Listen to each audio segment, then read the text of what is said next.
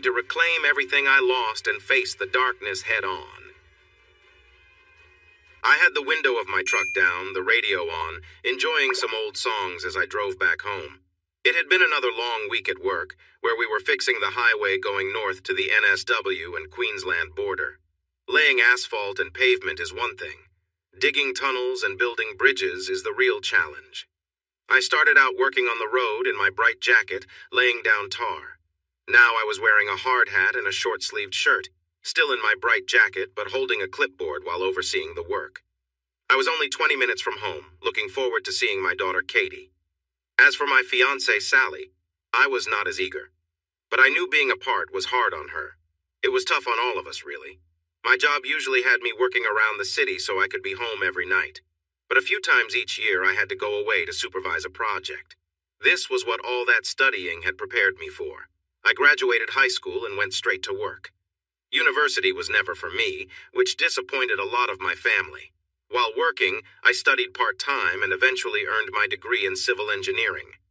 When I pulled my truck into the parking lot of our apartment building, everything looked normal. I grabbed my bag and walked around the shared pool to our apartment. When I opened the door, I was surprised by the silence. Normally, my lively 5-year-old daughter would be running to greet me. Sally would at least say hello from the living room or kitchen. "Hello, I'm home," I called out. I stepped into the living room. There was no one there. I checked the kitchen. Still no one. No food cooking on the stove or in the oven. I went to our bedroom and my heart sank. I hurried to Katie's room. There were a few of her toys on the floor, but when I opened her closet and drawers, they were empty. No, I whispered. "Where is she?" Sally's things were also missing. All her clothes and special items were gone. I quickly grabbed my phone to call her. It wouldn't connect and it said the number was out of service. I walked around the apartment again and then noticed a letter on the fridge. My hands shook as I took it down and read the message. "Mark, if you've seen the apartment by now, I'm sure you understand that I have left with Katie. Don't try to find us. We've been planning this for months. Your time away just gave us a chance to put everything in place. By the time you read this, we will be far away. Katie will have a new family with a new father. He can take care of us and give us what we need. Sally." I remembered that Katie had a phone. It wasn't really hers, but I could call her at night before she went to sleep. Sally had given it to her. It was one of the few good ideas she had. I tried the number. It was out of service. I called on Wednesday. Thursday. No answer. Sally too. I sighed. I looked at the letter. Who is we? Who is us? I thought. Is she seeing someone else? It sure sounded like it. I checked the fridge and was surprised to see some food left. I looked around the apartment to see if anything was missing. Everything seemed to be in place. I checked our joint account online. No money had been taken out, so I moved all the money to my personal account, canceled her credit card, and grabbed a beer. I needed to think. I called my best friend Mick. "Hello, Mark. How's it going?" he answered. "Have you seen or heard from Sally lately?" I asked. His silence told me everything. "Mick? She called on Monday to say she was leaving you." "What? And you didn't think to tell me?" "She asked us not to call you." "Why?" I was angry. "She said she was leaving for good reason." And what? Did she say why? Did she claim I was a bad person? Did I scare her? No, not at all. She just said she found a guy who could give her and Katie more. And you didn't think this was worth a phone call to warn me? Me and Simone, we agreed with her. "Some friend you are," I yelled, hanging up. "Who is us?" I wondered. I tried calling 2 other friends, and I got the same story. I couldn't believe it. I thought I had friends who would support me. No one said anything bad about me. It was just, "She said she was leaving you and not to let you know." Mick called back several times before I finally answered. "What?" I asked harshly. "Look, mate, just leave me alone," I snapped. "You're not much of a friend." "Don't lose your cool. It's for the best," he replied. "I'm not your friend," I shot back. "Just leave me." I hung up again. He tried to reach me a few more times before giving up. I called the authorities and reported my daughter as missing. I was upset about Sally, but I wouldn't lose my daughter without a fight. They asked me some questions over the phone and wanted me to come in the next day. I thought it was odd to go in on Saturday, but I agreed to be there. I sat on the couch, lost in thought. If my friends knew what was going on, maybe my family was involved too. They had never supported my choices. They disliked my love for rugby and preferred a more traditional path for me. I couldn't say we got along well. They were arrogant and looked down on me for my choices. According to my family, anything other than being a lawyer, doctor, or financial expert was disappointing. I got into my truck and drove toward the eastern suburbs, where the wealthy like to show off. Most of them were snobby people, and I was relieved to leave as soon as I could. The schools I attended nearby were filled with pretentious kids. My siblings were just like them. It's no wonder I felt out of place with this family. The knot in my stomach tightened the longer I drove. By the time I parked outside their house, I was full of nervous energy. I wasn't sure if it was a gut feeling or just knowing my family, but I felt uneasy as I walked through the gate and up the long driveway. I could hear chatter and laughter from the back. They were likely having another one of their parties. I wasn't invited anymore. I didn't fit in with their friends. At least the front door was open, so I walked inside. The house hadn't changed much in the past couple of years. It had 2 living rooms, a huge kitchen and dining room, and a study downstairs. There were 4 bedrooms upstairs and bathrooms on both floors. As I stepped into the backyard, the chatter stopped, and several faces turned to look at me. My mother instantly looked worried. My older brother stared at me, and my younger sister seemed scared. "What brings you here?" my father asked with a sneer, clearly dismissive of me. "Where's my daughter?" I asked firmly. "Somewhere better," he replied. "What do you mean, somewhere better? Explain it, please." "No need for sarcasm, Mark," my mother cut in. I hated the way she talked. I glared at her and she turned away. "Where is my daughter? Where is my fiancé?" "Your fiancé is with a better person, so your daughter is with someone who can give her a better life." "So you know what happened?" I asked slowly, making sure to articulate my words. "Of course we do. We introduced her to him last year. They left today for another country. It would be best for you to forget about them. If that's all you're here for, you can leave now." I felt overwhelmed.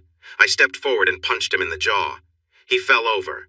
My mother rushed to his side, shouting something I couldn't hear with all the noise. My sister moved back, and my brother stepped forward to confront me. I had a bit more height and strength, and seeing my expression, he wisely backed away, holding up his hands in surrender. Leaning down, I grabbed my father by the hair and pulled him up into a chair. I kept an eye on everyone else as I asked, "Where is my daughter?" "Out of your pitiful life. We've made sure she has the best of everything, better than what you could give her."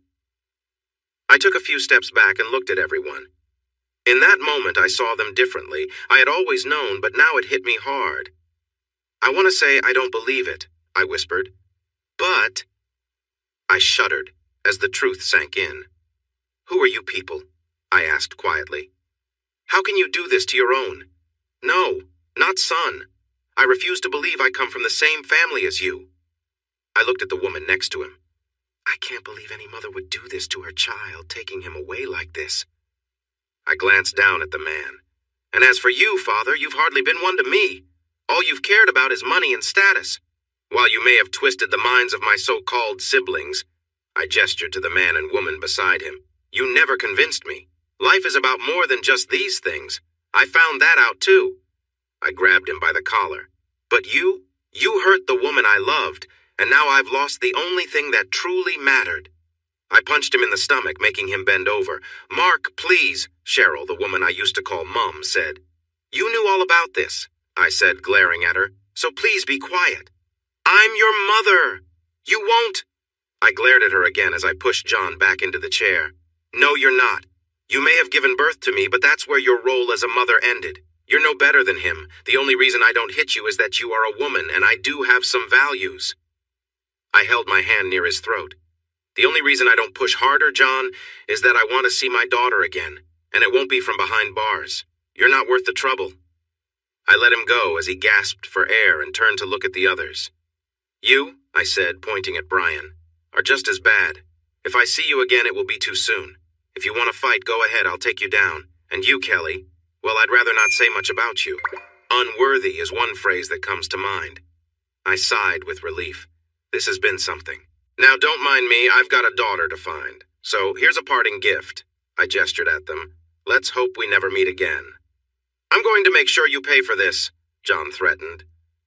I leaned over him, glaring into his eyes, finding it amusing how he shrank back in the chair. Honestly, John, I really don't care right now. Do what you want, but I promise you this. The day I get out of prison, I will find you. I gently touched his cheek, and I could see the fear in his eyes. He understood how much I despised him. You took my daughter from me. She was everything to me. What you did shows a lot about who you are. You lost the right to call yourself a father a long time ago. I also believe that the woman behind you was involved, and those two over there probably know all about it. So do you really think I'd hesitate to take you down? In fact, I might feel a sense of satisfaction while doing it. I hit him again, and he collapsed. Without looking back, I left the house, promising myself I would never return. I got in my truck and grabbed some food on my way home. By the time I parked outside my apartment, it was dark, and I saw a police car waiting for me. I didn't plan to run, so I stepped out and walked to my front door. The officers were knocking, so I introduced myself. Mark Samuels, officers. Is there a problem? We've received reports of an incident at the home of John and Cheryl Samuels. We'd like to ask you some questions. Should we talk here or at the station? Am I being arrested? If you come with us now, we won't put you in handcuffs. All right, lead the way. It was my first time in the back of a police car, which was a new experience. I didn't chat. I just looked out the window. In that quiet moment, I realized everything I once knew was gone. No partner, no daughter, no family. I felt completely alone. Once we arrived at the station, they took my information and led me to a cell, saying I would be interviewed in the morning. I felt exhausted from everything, but I had trouble falling asleep. My mind raced with thoughts of my daughter. Was she safe? Who was she with? The most important question was, why? I had been told lies about a better life, but my daughter had been happy. I cared for her deeply, and I would have done anything to hear her laugh again. That's when the tears came. I realized they had been telling the truth. The chances of her being safe were very low if she was far away. She was gone. During the interview the next morning, after having a cup of tea, reality hit me. I felt empty. I recounted everything that had happened since I got home the previous night, all the conversations I had, the letter I had found, and the confrontation with John and the others. They knew I had reported my daughter as missing, but apparently that issue was already resolved. John and Cheryl had already come in, claiming they had left the country and were not missing. No one was missing at all. I didn't think anyone would kidnap my child, but I understood why they might act like that since I had knocked someone out. Isn't it against the law to take my child out of the country without my permission? I wondered aloud. It is, but let's just say that the guards watch much closer when people come into the country than when they leave, one officer explained. If your child is with a couple who look like her parents, especially if she's with her mother, it wouldn't seem strange at all. I spent most of the day sitting in the cell. Later, it opened, and I guessed it was late afternoon. You can go now, the officer said. Really? I asked, surprised. I thought I would have to face a court and possibly pay a large fine or spend some time in jail. John Samuels is not pressing any charges. You're lucky that's how things work here. Really? I wonder why, I mumbled, but it didn't matter now. I packed my things, signed a few papers, and after a stern warning to stay out of trouble, I left. Back at my quiet, empty apartment, I realized I couldn't stay there. The place was filled with memories of my daughter. I felt angry thinking about Sally. When we met, she seemed sweet and we fell in love fast.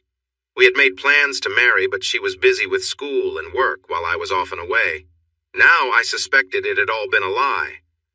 I checked my phone and saw many missed calls and messages. I deleted everything. I didn't care what others thought anymore. On Monday morning, I handed in my notice at work.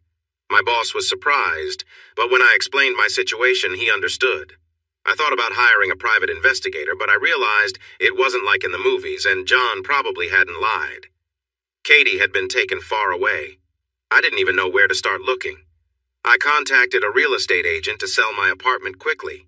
After that, I went online to sell anything I didn't need. Over the next month, I cleared out my apartment until I only had a sleeping bag, my phone, a bag of clothes, and a small box of keepsakes left. I kept photos of my child and me, but got rid of everything with Sally's name. I changed my last name because I wanted nothing to do with the family I once had. The real estate agent assured me she would find a buyer soon. When I returned my things at work, my boss said he was sad to see me leave. I said goodbye to my colleagues, made a post on social media about my departure, and then I headed west. I knew this wasn't going to be an exciting journey. I felt numb as the month had gone by. Several so-called friends called and tried to visit, but when I did answer, I wasn't friendly. I was tired of their excuses. In the end, I canceled my old phone number and got a new one. That stopped most of the calls, but didn't stop one last visit. When I opened the door, I saw my former best friend, Mick. His fiancée, Simone, stood next to him. He hesitated when he saw my expression, but then he seemed ready to defend himself. "We need to talk," he said. "No, we don't," I replied, feeling empty instead of angry. "You're going to listen to me tell a simple story and then you'll leave my life for good. Do you want to hear it or just turn around and go? Either way works for me." He glanced at Simone, and to my surprise, she nodded. "We'll listen to you, Mark." Some people think my life should have been easy. I was born with some advantages, but I quickly learned what my parents were like and what the people around me were like. I knew early on that I wanted nothing to do with that attitude, the kind of people who look down on others. I earned everything I have through hard work. I thought I had someone who appreciated that and loved me. I was wrong. But I did have a daughter whom I loved more than anything. Coming home to her made all my hard work worth it. She would shout, "Daddy," and raise her arms so I could pick her up. Just to tickle her and hear her laugh made me happy. All of you, everyone I trusted and loved, betrayed me. You have broken me. I have no family left after what happened, and I have no friends thanks to you. If I believed in God, I might ask, what did I do wrong? I never harmed Sally. I was never loud or angry. She was not a victim. And my daughter? I would have done anything for her. You took everything from me. So don't stand there and say, "We need to talk." There's nothing you can say to fix the damage you've done. I stepped closer. Be glad I'm still here. I'm struggling, and the only thing keeping me going is the thought of seeing my daughter again. You've pushed me into a dark place. I doubt you care. I moved even closer to Mick. Just go now, Michael. Leave, please.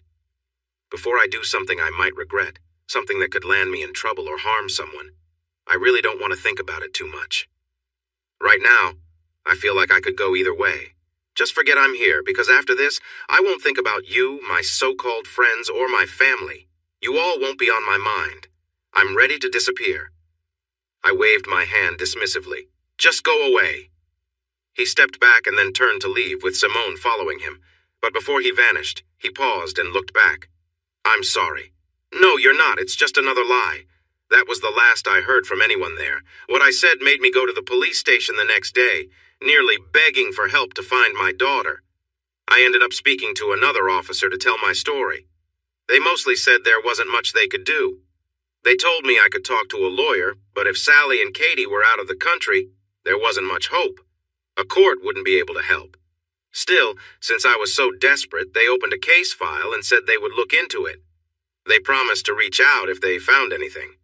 I suggested they talk to John and some others, giving them names. They might know where she was. I left the station feeling hopeless. It seemed like they didn't really care. I had no clear idea where to go the day I drove out of Sydney for the last time, crossing the Great Dividing Range and just heading wherever. I drove without a plan for a few days, going north as it got hotter until I ended up in a place called Longreach. Knowing I couldn't keep wandering forever, even though I'd get money from selling my apartment soon, I found a hotel to stay at and walked to a nearby pub. Standing at the bar with a beer in hand, I felt out of place, but the lady behind the bar looked me over. New in town? Sort of. I'm not quite sure what I'm doing. Looking for work? I guess so, I sighed. I really don't have a plan here, I said, tapping my head. Do you like hard work? Yeah, I was an engineer, started with manual labor. There are a lot of farms around here. I know the MacArthur family is looking for a permanent worker or two. If you're ready to work hard, they might hire you. Better than just wandering, I mumbled, finishing my beer. Do you have directions? Of course, sweetie. Do you have a GPS? She nodded and wrote down an address, handing me the note. It's about a half-hour drive. I'll let them know you're coming so someone will be there to meet you. Thanks, I really appreciate it. Before you go, what's your name? Mark Smith. All right, I'll give them a call now. I'm Dottie. Hope you become a regular. The person you'll want to speak to is Bill MacArthur. He's a decent guy. Thanks. I managed a brief smile before I walked out. The hotel was just a short walk away. My truck felt like an oven, so I rolled down the windows, entered the address into the GPS, and started my drive toward a new beginning. As she watched the young man leave the bar, she let out a sigh. He had the most flat voice she had ever heard. He tried to walk confidently, but his posture seemed heavy, like he was carrying a lot of weight. But it was his blue eyes, they looked empty. There was no spark at all, just a sense of being. She picked up her phone and called the local resident. Hello? A man answered. Hi, Bill, it's Dottie. Hi, Dottie, how's everything? I just had a young man here looking for work. I told him to reach out to you. Great, we could use some extra help. Just be careful with him, Bill. We only talked a bit, but I've seen that look in someone's eyes before. You know what I mean? I've lost a few like that in the past 10 years. Good friends. He nodded in understanding. They both knew the pain of losing good people. Do you know anything about him? He asked. Not much, just his name. Mark Smith. William, Bill. The young man is on his way, Eli, Bill called to his wife Eleanor, known as Ely. New hire? She called back. Maybe. Dottie just let me know he was at the hotel looking for work. She has a good eye for people, she said, stepping out of the kitchen to join him by the door. She wiped her hands on a towel. Did she tell you much? Just his name, and that well we'll find out soon enough. A truck appeared in the distance, kicking up dust. It was another hot, sunny day, typical for this part of Australia. Sometimes there would be heavy rains, followed by long, dry spells. Still, the recent rain had brightened up the countryside. The trees were green, and there was grass for the sheep and cattle, but Bill knew he needed help with the constant upkeep. His son had left the farm as soon as he could, choosing city life. Their daughter was working toward a university degree to help with the farm when they retired from full-time work. The truck pulled through the open gate and stopped in front of the house. A man stepped out. He was tall, at least 6'2", broad and strong, likely close to 220 pounds. He had short brown hair. As he walked toward them, Bill noticed the blue eyes of the newcomer and immediately understood what Dottie meant. Mark Smith? He nodded. Yes, you're Bill MacArthur? Bill extended his hand and Mark shook it firmly. That's right, I'm Bill. This is my wife, Eleanor. Everyone calls her Ely. Mark shook Eli's hand. Nice to meet you, he said. Ely nodded in response. What brings you all this way, Mark? Bill asked. I'm not really sure, just looking for a fresh start, I guess. Where are you from? Sydney. And now you're here? He looked away, gazing into the distance. It's a long story, he said softly. Have you ever worked on a farm? No, but I have a background in civil engineering, mostly building roads. I have some certificates. I was leading a project on the Pacific Highway. Bill raised his eyebrows in surprise. So now you're interested in farm work? Long story, he replied in a flat tone as if he didn't want to share much. Bill exchanged a glance with Ely, fully understanding what Dottie had communicated. Would you like to hear about the job here? See if it interests you? I'll be honest, Bill. I'm probably going to take it no matter what. I've been wandering for a few days. Staying busy helps me keep my mind off things, so I'd like to work as much as I can. Bill nodded and gestured for him to follow. Let me show you around and explain a few things. He outlined the daily routine of farm work and mentioned that he needed someone for maintenance, fixing machinery, buildings, fences, and anything else that required attention. Mark asked a few questions, indicating some interest, though it was hard to tell if he was excited. Bill mentioned other large farms nearby and that Longreach was the closest town, about an hour away. He provided details about the salary, which he admitted wasn't very high. He also mentioned there were small cabins on the farm for workers who needed a place to stay. It was no surprise when Mark asked for a cabin if he got the job, ideally in a quiet spot. Bill led him back to his home. When can you start? Monday morning. I've booked a hotel in Longreach for a couple of nights. I can come here early, drop off my things, and get started. Sounds good. Bill replied, nodding. He extended his hand again, and Mark shook it. "We'll see you Monday at around 9 a.m. Normally we start earlier, but this gives you time to get settled. See you then." Bill watched as the young man walked back to his truck, turned around, and drove south toward Longreach. He walked inside, took off his hat, and found Eli in the living room. Eli settled into his favorite chair and asked, "So? He's interested and starts on Monday, but Eli..." She looked at him seriously. "I've seen this pattern before, so we can keep an eye on him." He exhaled deeply. "He's come here feeling lost." His wife smiled gently. "We will watch over him, Bill. He's not the first young man who has come looking for answers. He probably won't be the last. Did he share anything about his past?" "No. He was quiet except when answering questions. He was polite. He looked strong, so the work should be okay for him. But there's something about how he walked back to his truck just before leaving. Whatever you do, Bill, don't pressure him. If he doesn't want to share, give him space. He may need time to feel comfortable with us. Or we might find him in trouble one morning," Bill said quietly. "Have faith, Bill. He's here for work. That shows he hasn't given up. Let's keep him busy and hopefully steer him away from dark thoughts. If necessary, we can help him like we have with others before." Mark showed up a little before 9 a.m. on Monday, which was a good sign. He didn't bring much, just a large backpack and a small box. He got into the passenger seat and directed Mark to one of the quieter cabins. It had electricity and running water but was quite small, with just a living room, kitchen, bedroom, and a small bathroom. "I know it's small, but it's just right for me. Thanks. Take your time to settle in. There are sheets in the cupboard for the bed. Eli stocked the fridge yesterday. You're welcome to join us for meals, but we understand if you want privacy. Can you meet us at noon at the homestead?" "I'll be there. Thanks." Mark drove him back to the main house, though it was only about a kilometer away. It wasn't a long walk, but Mark appreciated the ride. As he watched the truck drive away, he wondered what was in the box. Mark. The cabin wasn't as spacious as my old apartment, but it would work. I didn't need much room. I made the bed first, and then unpacked my backpack.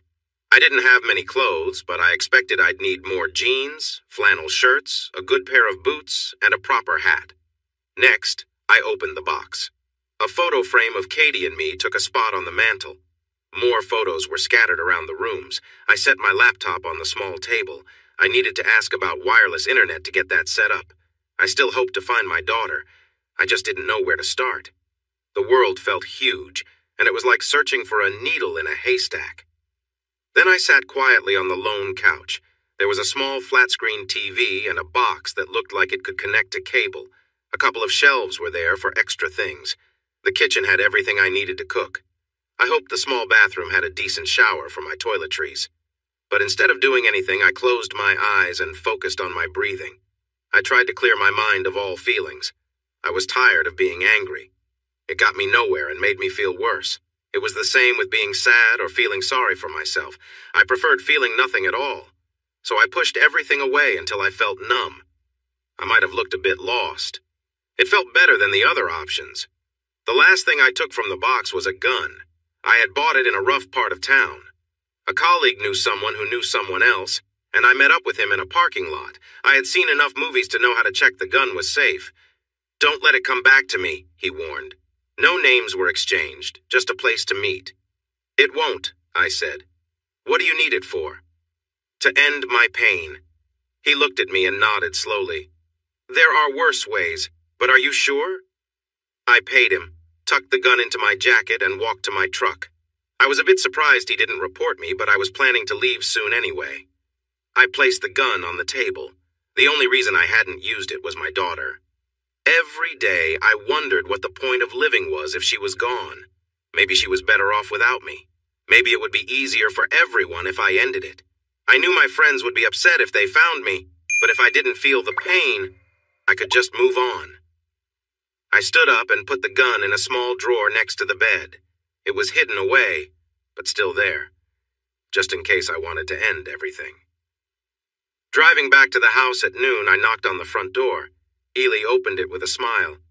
"Come on in, Mark," she said, and showed me around before leading me to the kitchen. Bill was already eating a couple of chicken sandwiches.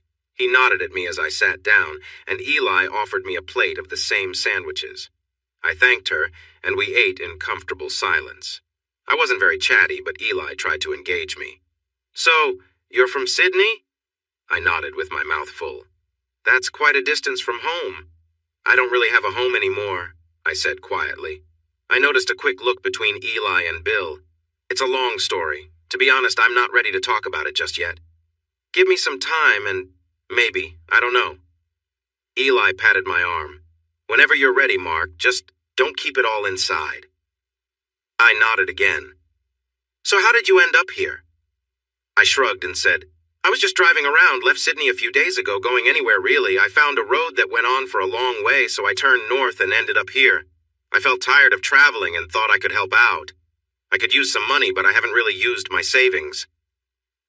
We finished our sandwiches, and Bill nodded for me to follow him outside.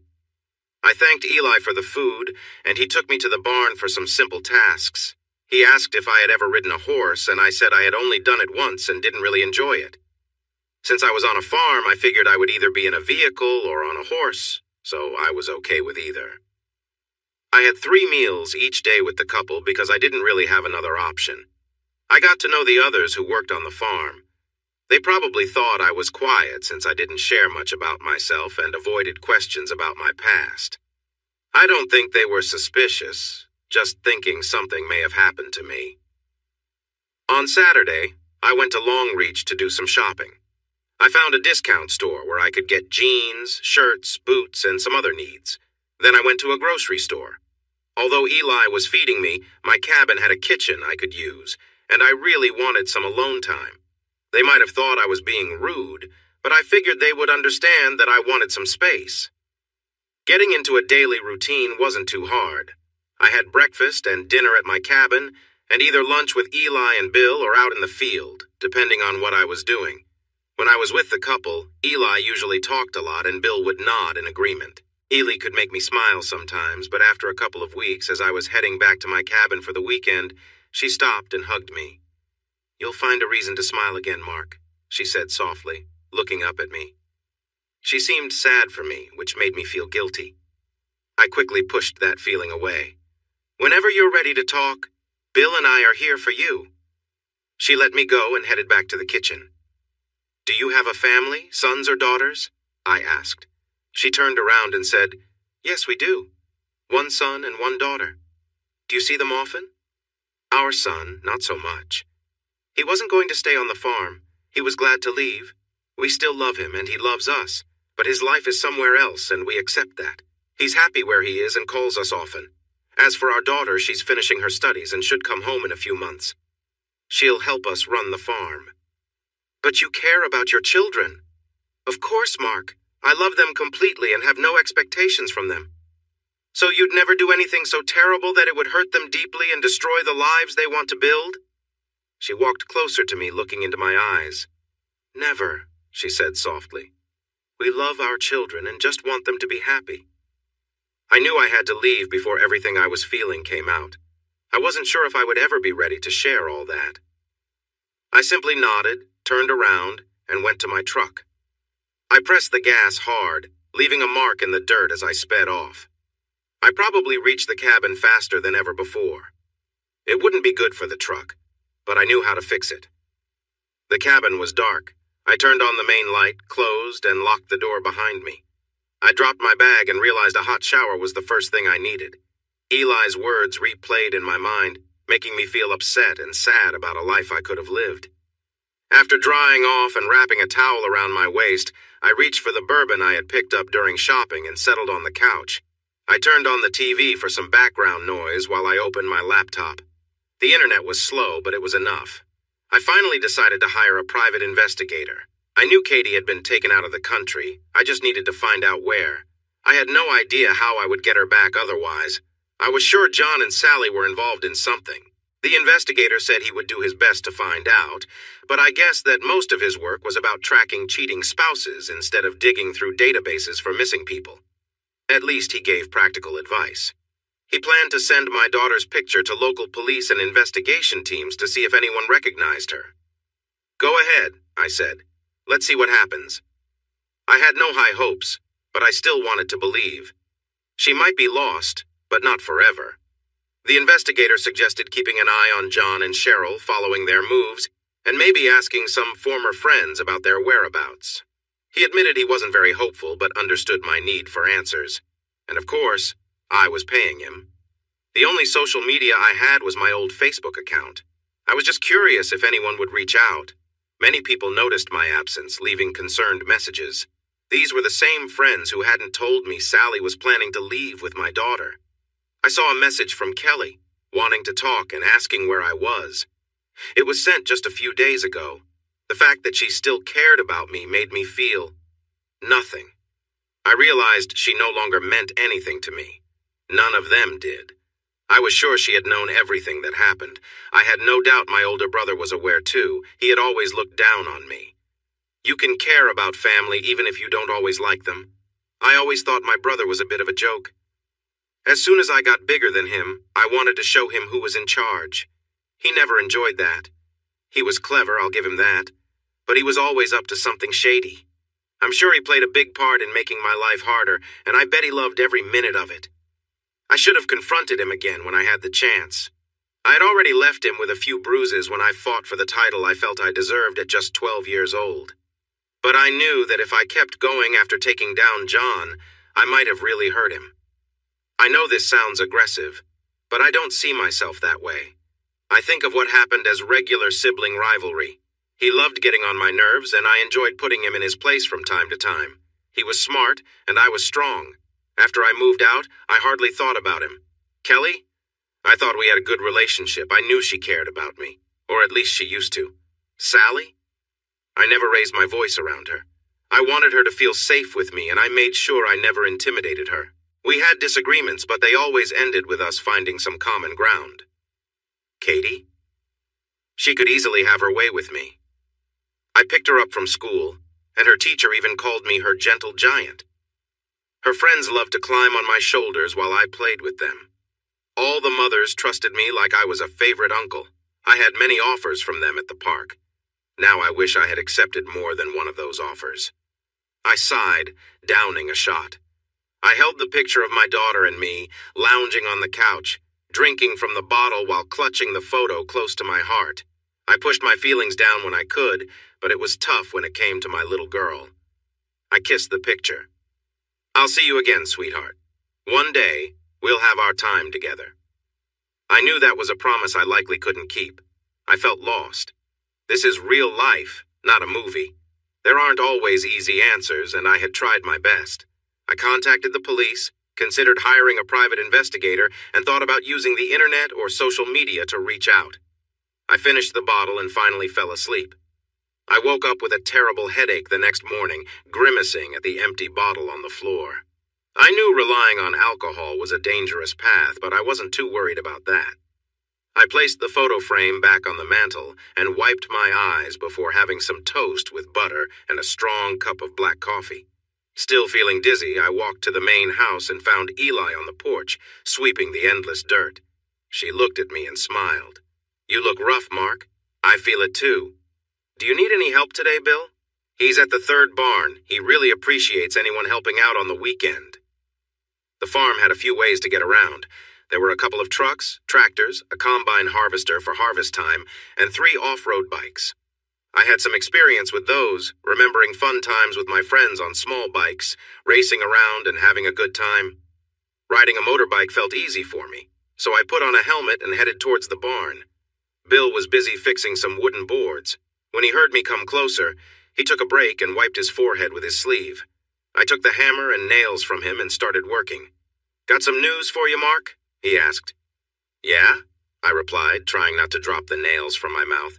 "My daughter should be here in a couple of weeks. Normally we would pick her up from the airport, but this time she decided to drive home since she's coming back for good." I think I saw her picture in the house. "Her name is Catherine, but she likes to be called Kathy. Not sure if I told you that." I shrugged, since I couldn't remember. "Looking forward to it?" "Of course. The house feels empty without my kids." "I understand that," I said quietly, then sighed. "Yeah, don't worry about it, Mark. There's plenty of time." He cleared his throat. Ely mentioned some questions you had. I don't know what happened, but I'm sorry. I'm not very good with emotions, but Ely seems to understand. Or at least, I think she does. I sighed again. We're not going to push you, Mark. Believe me. Trust. That's a tricky word for me, I said softly. Thanks, Bill, for not pushing. You're a good person, Mark. Eli and I can see that. We just want to help, too. I stepped down from the ladder and looked into the distance, the heat rising off the ground. It wasn't summer yet, but it was getting warm. This part of the country was known for its heat. I could manage that. Summers in Sydney were tough with the humidity. I really like it out here, Bill. It's calm. I don't want to sound too relaxed, but I think I might find some peace here, or at least some clarity. That was my hope anyway. It was either that or, well, I felt a hand on my shoulder. Finding peace sounds nice, son, he said gently. We finished for the day and went back to the house. He offered me a beer, but my stomach was still a bit uneasy. It felt unkind to refuse, so I accepted. Sitting on the porch, I settled into a chair as Eli came out with a glass of wine to join her husband on the couch. The sun began to set, painting the sky in beautiful shades of red, orange, yellow, purple, and blue. It was stunning enough to bring a tear to my eye. I couldn't help but let out a contented sigh. I won't claim I'm happy, I finally said. I'm not sure I'll ever feel that way again. But I can say that coming here was the right choice. It won't be easy. There's a lot to think about, I said, tapping my temple. But I promise I'll share everything when I'm ready. Whenever you are, Mark, we'll be ready too, Eli replied. Kathy. I enjoyed singing along to the radio since I was the only one on the road. The drive from Brisbane had been quite a journey, but I wisely decided to split it into 2 days. I left mid-morning on Saturday and planned to arrive in the afternoon. As I entered the town of Longreach, a smile grew on my face because home was only half an hour away. I was glad no one was with me because I knew my singing wasn't great. But it was a long drive and it kept me entertained. The farm was huge. It took me nearly 20 minutes to drive around the fence before I reached the entrance. The homestead looked the same, with Dad's truck parked nearby. As I passed the house, I honked the horn a few times before stopping. I climbed out and was immediately greeted by Mum, who ran toward me. "Kathy!" she shouted, almost jumping into my arms. My face was quickly covered in kisses before I found myself wrapped in a warm hug from Dad. He didn't have to say a word. I understood him without needing to hear anything. After grabbing my bags from the trunk, we carried them inside and up to my old room. It had changed over time. Most of the posters were gone, and the walls were now painted in neutral colors. The furniture looked nicer, too. I dropped my things on the bed, looked around, and felt a smile form. It felt wonderful to be home. "Mom, I'm going to take a shower first. I really need one." "Everything is where you remember," she called back. Mom had made sure the bathroom was nice and that the shower was good. Before stepping under the water, I glanced at myself in the mirror. I had shoulder-length brown hair, brown eyes, and some freckles across my nose. I didn't have a large bust, just like Mom, but that meant guys didn't stare at me all the time. I kept fit, and I was happy with my shape. But I was single for a reason. Not many men would want to join me at an isolated farm. I had learned about relationships during university since the options were limited back home in Longreach. I had one steady boyfriend for about 6 months, but most of my time away from home was spent alone. The shower felt refreshing after 12 hours of driving over 2 days. I loved putting on new underwear, clean jeans, a camisole, and a flannel shirt, along with fresh socks and my boots. As I headed downstairs, Dad whistled and Mom laughed at him. "Dinner will be at the usual time," she said. I was really hungry. I hadn't eaten much since breakfast, so I told Dad as we sat across from each other. He was busy sipping his drink and reading the newspaper, likely going through it for the 2nd or 3rd time that day. "Anything new in there?" I asked. I noticed a quick look shared between Mom and Dad before Dad cleared his throat. "Yeah, there's a new guy working with us. He's been here a few months. Works hard, polite, a good man." I stood up, eager to meet him. "Can I meet him? Is he around one of the cabins?" "Just a moment, sweetie," Mom said, sitting beside me. "It's not that simple." "Why not?" "He's had some difficulties," Mom explained. "He hasn't really opened up to us yet. He shared a bit with Bill last week, just a hint of what happened. He also asked me some questions that make me think, well, I'm really not sure. But is he okay? I pressed. I think something happened with his family, Mom said. I heard it might have involved a child, too, but that's just guessing as we try to understand his story. Whatever happened, it seems to have brought him here from Sydney, Dad added. I don't think he has anyone else. Then why not invite him for dinner? He likes to be by himself, Dad replied, although that probably isn't the best for him. I stood up determinedly.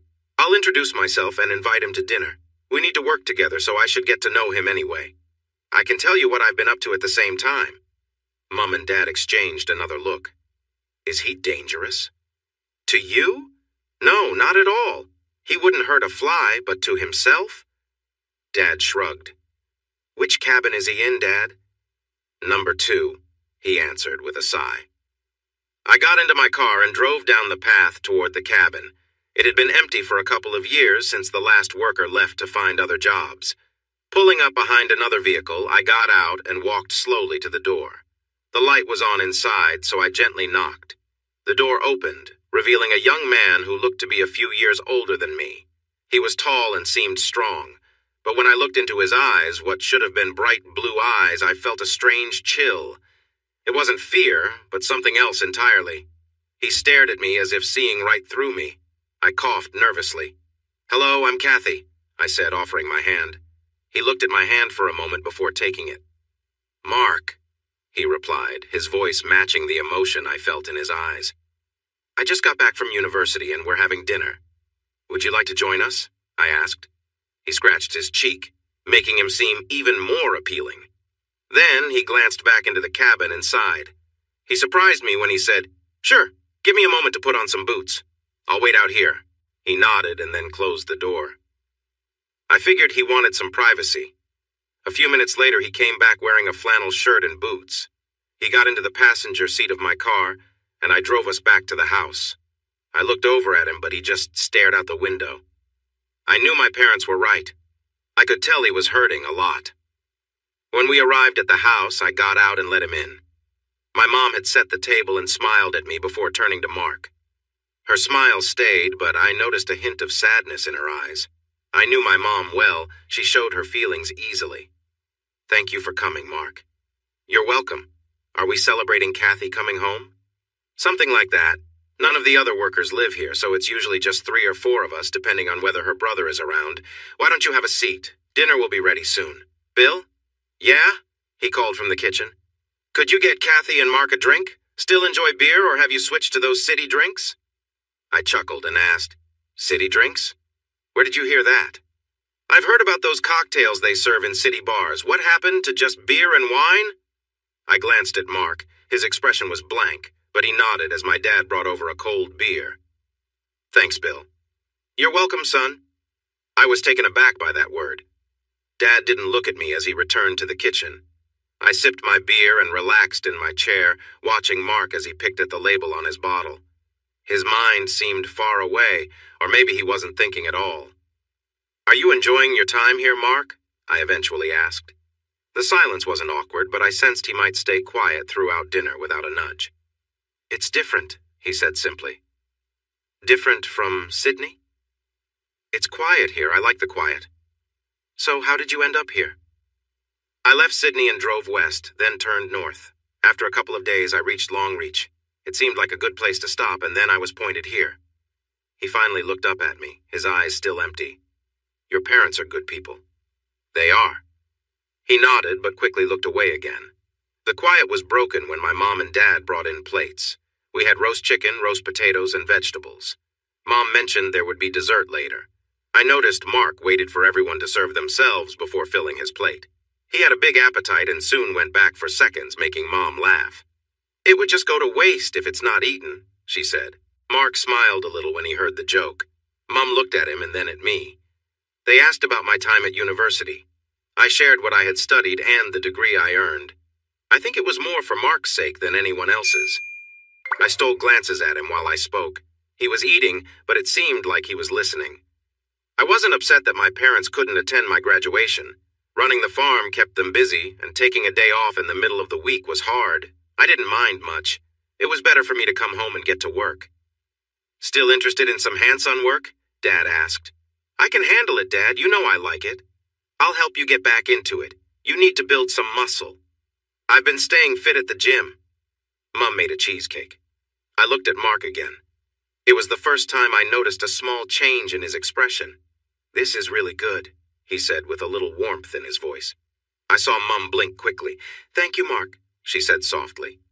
After that, we moved to the living room for drinks. Mom and Dad settled on the couch, and Mark took a chair while I sat opposite them. We talked about everyday life. Mark wasn't very involved, but he seemed relaxed enough with us. I could tell what Mom and Dad were thinking. We all have a way of sensing things in others. There was a deep sadness in Mark. He was just going through the motions, not truly living. I sensed this in just a few hours. Mom and Dad had been feeling it for months. When he left, he said goodnight politely. I offered to drive him home, but he preferred to walk, saying the fresh air would help him. After he was gone, I rested my elbows on my knees and said, I can't believe I've met someone so troubled. His vibe. Don't push him, Mom said gently. If we do, he might react badly or shut down completely. He is slowly starting to open up. I believe he needs to. Whatever he's dealing with is really weighing him down. If he can let that go, maybe he will feel better. That night I lay in bed thinking about Mark. He could have stayed in the house, but Mom and Dad thought he might refuse. They worried about him being alone, but they couldn't make him stay with them. They knew he drank because of the bottles they found in recycling. Yet he always started and finished his work on time and did it well. Dad had him out on the farm that week using one of the trucks to take supplies and fix the boundary fence. Mark took camping gear with him, probably planning to stay out for a couple of days. Mom had handled the money matters, which would now be my main job. I also wanted to find better deals for the farm so we could earn more for what we grow. Suppliers always try to reduce our prices, so we do our best to stand firm. At the end of a long week, Dad and I would relax on the porch together with a drink before dinner. We hadn't seen Mark in a while, but I thought he might have come back and gone to his cabin. As I walked over, I saw his truck parked outside, which made me think he was home. I knocked on the door, but there was no answer, so I tried the doorknob. It was unlocked. I peeked inside and called, Mark, are you here? Then I noticed the photos. I stepped inside and saw pictures on the walls, some small ones on the table and another on the mantel. I picked it up and saw Mark with a sweet little blonde girl. She looked about 5 years old and was really adorable. His face was bright with a smile, and you could see the happiness in his eyes. The man in the photo seemed very different from the Mark we knew now. What are you doing? A loud voice said. I turned quickly and saw Mark in the doorway. It was the first time I had seen him like this, and he looked angry. My hand trembled as I held the picture. Is this your daughter, Mark? What are you doing? Why are you in my cabin? Why do you have that picture? He said, stepping closer. He stood over me, strong and imposing. I nervously handed the frame to him. As he looked at the picture, his expression softened. Tears filled his eyes, and he kissed the picture, holding it tightly to his chest before turning away. Without thinking, I put my hand on his shoulder. Mark. I was surprised he didn't push me away. Instead, he seemed to relax a bit. I'm sorry for yelling, he said quietly. Please just go. I hurried past him and ran home, but now I felt like I understood him a little better. When I reached home, Mom was in the kitchen doorway. Kathy, she said. I stopped and burst into tears. I hardly knew Mark, but seeing his reaction to the picture had affected me. Mom wrapped me up in a hug. You snooped, didn't you? I didn't mean to. I was going to ask him to join me and Dad for a drink. His door was open, so I thought he might be resting. That's when I saw she interrupted. I don't want to hear it. This is something he needs to deal with on his own. I messed it up, Mom. She sighed gently. Just give him some space. We can't rush him. We're not professionals, but he was starting to make progress. We'll just have to wait a bit longer before we can trust each other again. I'm sorry. I think you need to say sorry to him. Not me, Kathy. Go see him in the morning and invite him for breakfast. Mark. I woke up with a terrible headache, holding a photo frame and an empty bottle on the floor. I could barely remember what happened the day before, but I felt more urgent things to deal with, like rushing to the bathroom. While I was there, I remembered finding Kathy in my room. After I cleaned myself up, I looked in the mirror. Oh no, I said to myself. I had two choices. I could just pack up and leave or finally tell someone what happened. I liked Bill and Ely. I understood why Kathy was curious. I had noticed her. She was a nice young woman. She probably felt shocked when she found me. Seeing her in my room, holding that picture, made it clear how my cabin looked like a memory of my daughter. In a way, it was a reminder. She wasn't gone to me, but I might not be in her life anymore. A light knock on the door pulled me back to reality. I opened it to see Kathy standing there. Her eyes widened as I realized I was only in my underwear. I almost smiled at how flustered she seemed. Her cheeks turned bright red, but she didn't look away. It made me feel a bit better. "Mark, I'm sorry," she said. "Do you want to come for breakfast?" "You're sorry?" "For entering your space and asking things that were none of my business. I shouldn't have come in. I'm really sorry." I nearly smiled at how eager she was to apologize. "Give me 5 minutes, okay?" She returned a small smile. "Okay." I quickly put on some clothes and stood in the living room, looking at the photo frame. Kathy had figured it out. I hadn't said anything, but she probably guessed the picture was of me and my daughter. Sighing, I took the photo and hid it behind my back as I joined Kathy outside.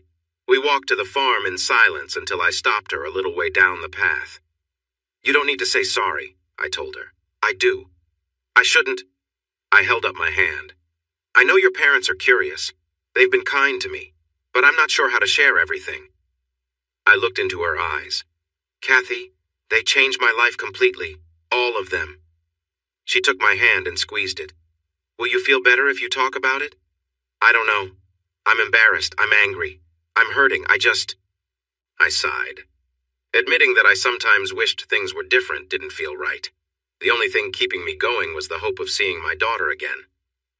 She squeezed my hand again and led me to the farmhouse. Eli was happy to see me and gave me a hug. I had started to enjoy her hugs. I couldn't remember the last time my mother, Cheryl, had shown me any kindness. I could count on one hand how often John, my father, had cared for me. I think Kelly was the person I felt closest to, even though I regretted what I had said to her that day. She had just happened to be in the way when I was upset. We sat at the kitchen table while Eli served bacon, sausages, eggs, and hash browns. We ate quietly, sipping our coffee or tea until I asked the three of them to meet me in the living room. After they left, I took a moment to gather my thoughts before joining them. I sat down in a spare chair and took a photo frame from my bag. With a deep breath, I turned it around and handed it to Bill and Ely. Eli took it, and I noticed her eyes filled with tears. "You really do smile," she said softly. Catherine Katie Sally Samuels was born 5 years, 9 months, and 23 days ago. She is my daughter. The last time I saw her was the Sunday night before I left Sydney. I worked as a civil engineer, mostly building or fixing roads. When I came home that Friday night, I found my house empty.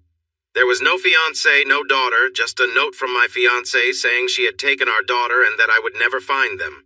She hinted at an affair. Before I keep going, I need to share a bit about my background. My parents are very wealthy. In fact, they have way too much money. They are quite arrogant. Sorry for my language. "Feel free to say what you want, son," Bill replied. I managed a small smile, probably the closest I had come to smiling in months. So, anyway, my father, John, made his money as a partner in a law firm. He earned a lot of money doing whatever he did. I never paid much attention to it. Cheryl, the woman who was my mother, is a doctor with a successful practice. She makes a lot of money, too. My siblings and I grew up in luxury in the eastern suburbs of Sydney, surrounded by people who thought they were better than everyone else. If John lived in the UK, he would probably want to be called Lord John Samuels. What a pretentious man. Then there was my brother Brian. I never liked him, and he didn't like me either. The only person I could get along with at home was my sister Kelly. No, get along isn't quite right. I liked her, and I think she liked me too. I've been around arrogant people my whole life. School? It was terrible. I hated it. They tried to force me into activities that rich people do, but I wanted to play rugby league. My father was furious when I told him that. No son of mine will play a working man's game. That was what my father said. He never supported me, but a friend helped me, so I kept going. That was just the beginning. The expectation was to get great grades and go to university to become a lawyer, a doctor, or someone in finance who makes a lot of money. Honestly, that never interested me. I was always good with my hands. I did well in my technical classes at school. I enjoyed working with tools, wood, and metal. I excelled at those subjects. I even took extra classes at college because I wanted to go into engineering. You don't always need a university degree, or you can study part-time while working. John and Cheryl didn't like that at all.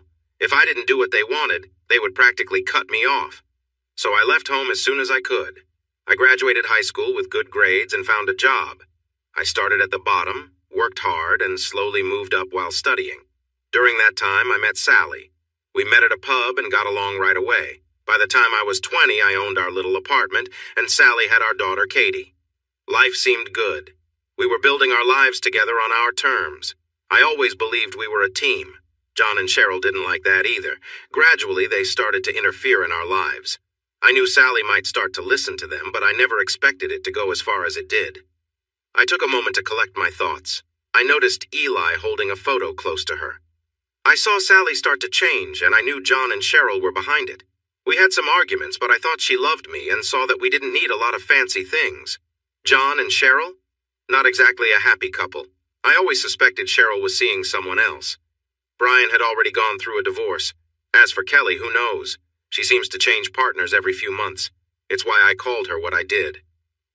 So back to my story. I came home to find an empty apartment without my daughter. After reading the letter, I couldn't care less about Sally. I'd thought she might be unfaithful, but I was focused on working hard for our family, so I brushed it off as just my fears. I shook my head, thinking about what I learned in the next few hours. Bill stood up and stepped out for a moment, then returned with a beer. I thanked him and drank down half the bottle. After putting it down, I noticed my hands were shaking. I clenched them into fists and took a deep breath. I called some old friends. They all knew what she was doing. None of them had the courage to tell me. She didn't say I was hurting her. She was just leaving with my daughter. I couldn't believe it. I told them all to go away in the end. Some friends, right? I then went to see my family. I couldn't believe what I heard. John and Cheryl had introduced my wife to the man she ran away with a year ago. A whole year. They said I wasn't a good provider and that this new guy could give Sally and Katie a better life. I knew exactly what that meant.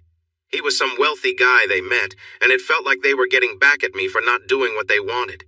John never told me his name or where they went. By the time I was done talking to him, he was out cold, and I shared my thoughts with my family. I haven't seen or heard from them since. I did spend a night in a holding cell because the police were waiting for me at home. I was surprised I wasn't charged. I sometimes wished I had been. I had wanted to settle things with that guy for years. Anyway, after that, I needed to leave Sydney. I had no partner, no daughter, no family, and no friends. So I sold my apartment, got rid of anything I didn't need, quit my job, and hit the road as soon as I could. That's how I ended up here. I finally looked up. Ely was in tears. Kathy was almost sobbing. Even Bill had tears in his eyes. I'm still looking for her. The police haven't been very helpful. I call them every week and hear the same thing, no news. I'm left thinking they don't care or believe I'm to blame for what happened. I hired a private investigator to help, but so far he hasn't found anything. He's not very hopeful, and I'm not either. But I won't give up. My daughter is out there somewhere. She was 5 years old when she vanished. She's old enough to remember me when she grows up. I worry that her mother is filling her head with lies saying, "Daddy didn't love you." I know my little girl, though. She knew I loved her. I will always love her no matter how far apart we are. I took a sip of my beer. Every day I go back and forth between two thoughts. The first is that I just want to give up. What's the point in going on? I've lost everything, but my daughter was the only thing that truly mattered, for my own flesh and blood to take that away from me. It's hard to describe how terrible that feels. The second thought is that there is always hope no matter what. It's that hope that keeps me going. If you give up, you'll never see her again, Kathy said quietly. I'm hopeful but realistic, Kathy. The world is huge. Where could they be? They might have gone anywhere. I think it's fair to assume they went to an English-speaking country, but that still leaves many places to search. We sat in silence for a few moments. Your own parents, Bill finally said, shaking his head. They never wanted me to follow my own path. The thing is, I was a good kid growing up. Mostly. I got good grades and rarely got into trouble at school, even though I hated where they sent me. I showed my older brother, who was in charge a few times, but besides that, I did what I wanted. I expected some parental support and guidance while I chased my dreams. However, I knew they never really approved of Sally. So, moving on from her felt like killing two birds with one stone. They cared a bit for Katie, but I'm not sure why.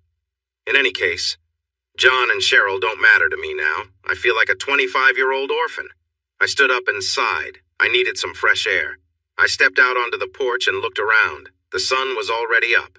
It was going to be another really hot day with no clouds in sight. The insects were chirping, but besides that, it was almost silent. I had grown to appreciate this quiet. It was so different from the city, where there was always noise. I noticed Kathy beside me. She looked at me and then hugged me, resting her head on my chest. She was maybe 5'5" and, to be honest, quite beautiful. I guessed she was around 20 or 21. I hugged her back, closing my eyes and enjoying the feeling of being held for a moment.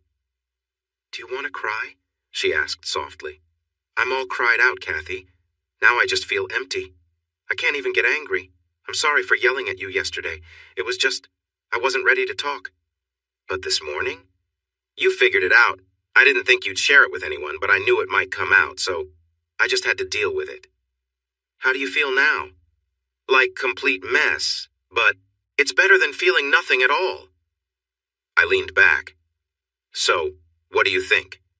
"I know you have deep love for your daughter, and that's what truly matters. All those other people, they don't deserve your time." She held my hand gently, squeezing it. "You have us now, Mark, if you're willing to stay for a bit. I just shared all of that so I won't just disappear now. Your parents are good people. They remind me of the parents of some friends I had, the kind that really love and care for their kids." She laughed at that. "Actually, I should thank you." "For what?" "It may not have been the best way, but it gave me the push I needed.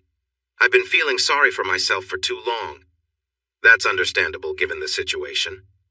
I want nothing more than to see my daughter again. But while I'll keep hoping something good happens, there's a part of me that says to remember her but also to keep living.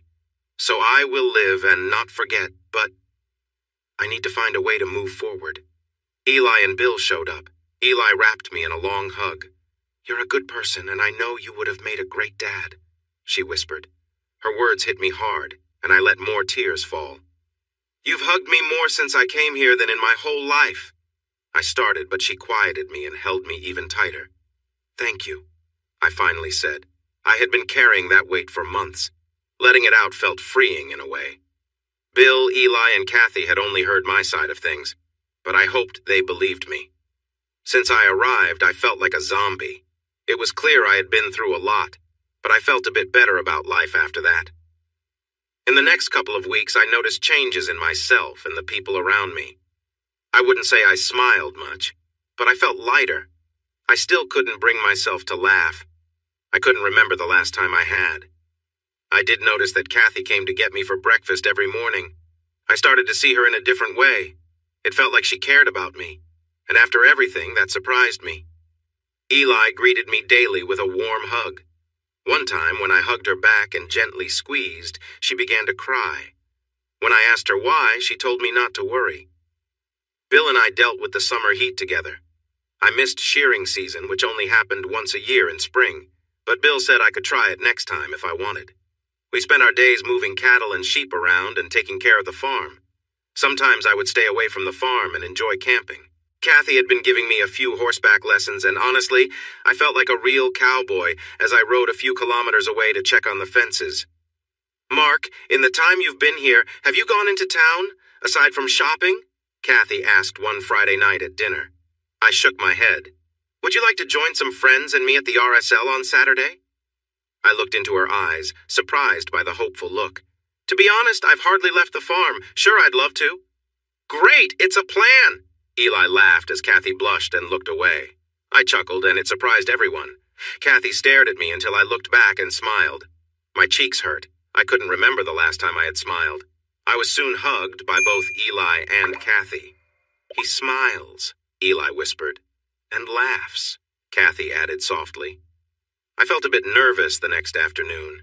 I missed plenty of nails while hammering, enough that Bill took the hammer from me and told me to go back to my cabin. He thought I might hurt myself or both of us. "Get ready for your date," he called out as I walked to my truck, chuckling to himself. I took a shower first, then picked out my clothes. I chose clean jeans and a nice short-sleeved shirt. I thought Kathy liked a bit of stubble, so I used an electric razor to tidy up. A little cologne, deodorant, boots, and a light jacket completed my look since summer evenings could still be cool. When I arrived at the homestead, Eli asked me to wait in the living room. Bill handed me a beer while I waited for Kathy. She didn't keep me waiting long. She walked down the stairs in a lovely red summer dress that fit her well, stopping above her knees and showing off her legs. She wore sensible shoes and had a nice tan from working on the farm. Her makeup was light, and her hair looked great. I stood there feeling a bit stunned, which made her laugh. "Ready, Mark?" Yeah. "Are you okay to drive us, Dad? And I'll pick you up. Don't want you driving home after drinking. Call us whenever." "Thanks, Bill." "Thanks, Dad." Bill turned on the air conditioning as we got into his truck. It was a single cab, so I sat on the left, Kathy in the middle, and Bill was behind the wheel. As we drove, I felt Kathy lean against me, and I looked at her more than once. She stared out the front window. When I lifted my arm, she leaned in closer. I glanced at Bill, and he nodded at me. The RSL wasn't the biggest place I'd been to. I was quickly introduced to Kathy's friends, 4 couples. When someone asked who I was before I could speak, she said, "Mark is my date for the evening." We enjoyed a nice meal before heading to the bar. The food was simple but well cooked and tasty. That was what really mattered. When I offered to pay for Kathy, she smiled, and when she placed a soft kiss on my cheek, I felt myself blush. It had been a long time since someone had done that. Later in the bar, Kathy made sure her seat was next to mine, lifting my arm so she could lean against me. I noticed her friends watching us with curiosity, but there was also approval. I just shrugged a little. She was a lovely young woman and also the daughter of my boss. I worried about what could happen. I was still feeling lost. What could she see in me? Our conversation flowed well, and then one of the guys shared a funny story from his farm. It was a great tale with a fantastic ending. I laughed hard and felt relieved. Suddenly all eyes were on me, and my laughter released all the tension I'd been holding in. Before I knew it, I felt Kathy's arms around me, comforting me, and her lips brushed my cheek again. I had no idea how long I stayed quiet, letting tears fall. "Sorry," I murmured. She shushed me gently. "After everything you've been through, it has to come out sometime," she said quietly. I cleared my throat and wiped my eyes with a napkin before looking around the table. "Great first impression, right?" A few awkward smiles followed. "All right. I'll grab some drinks. Then I think I should explain what happened."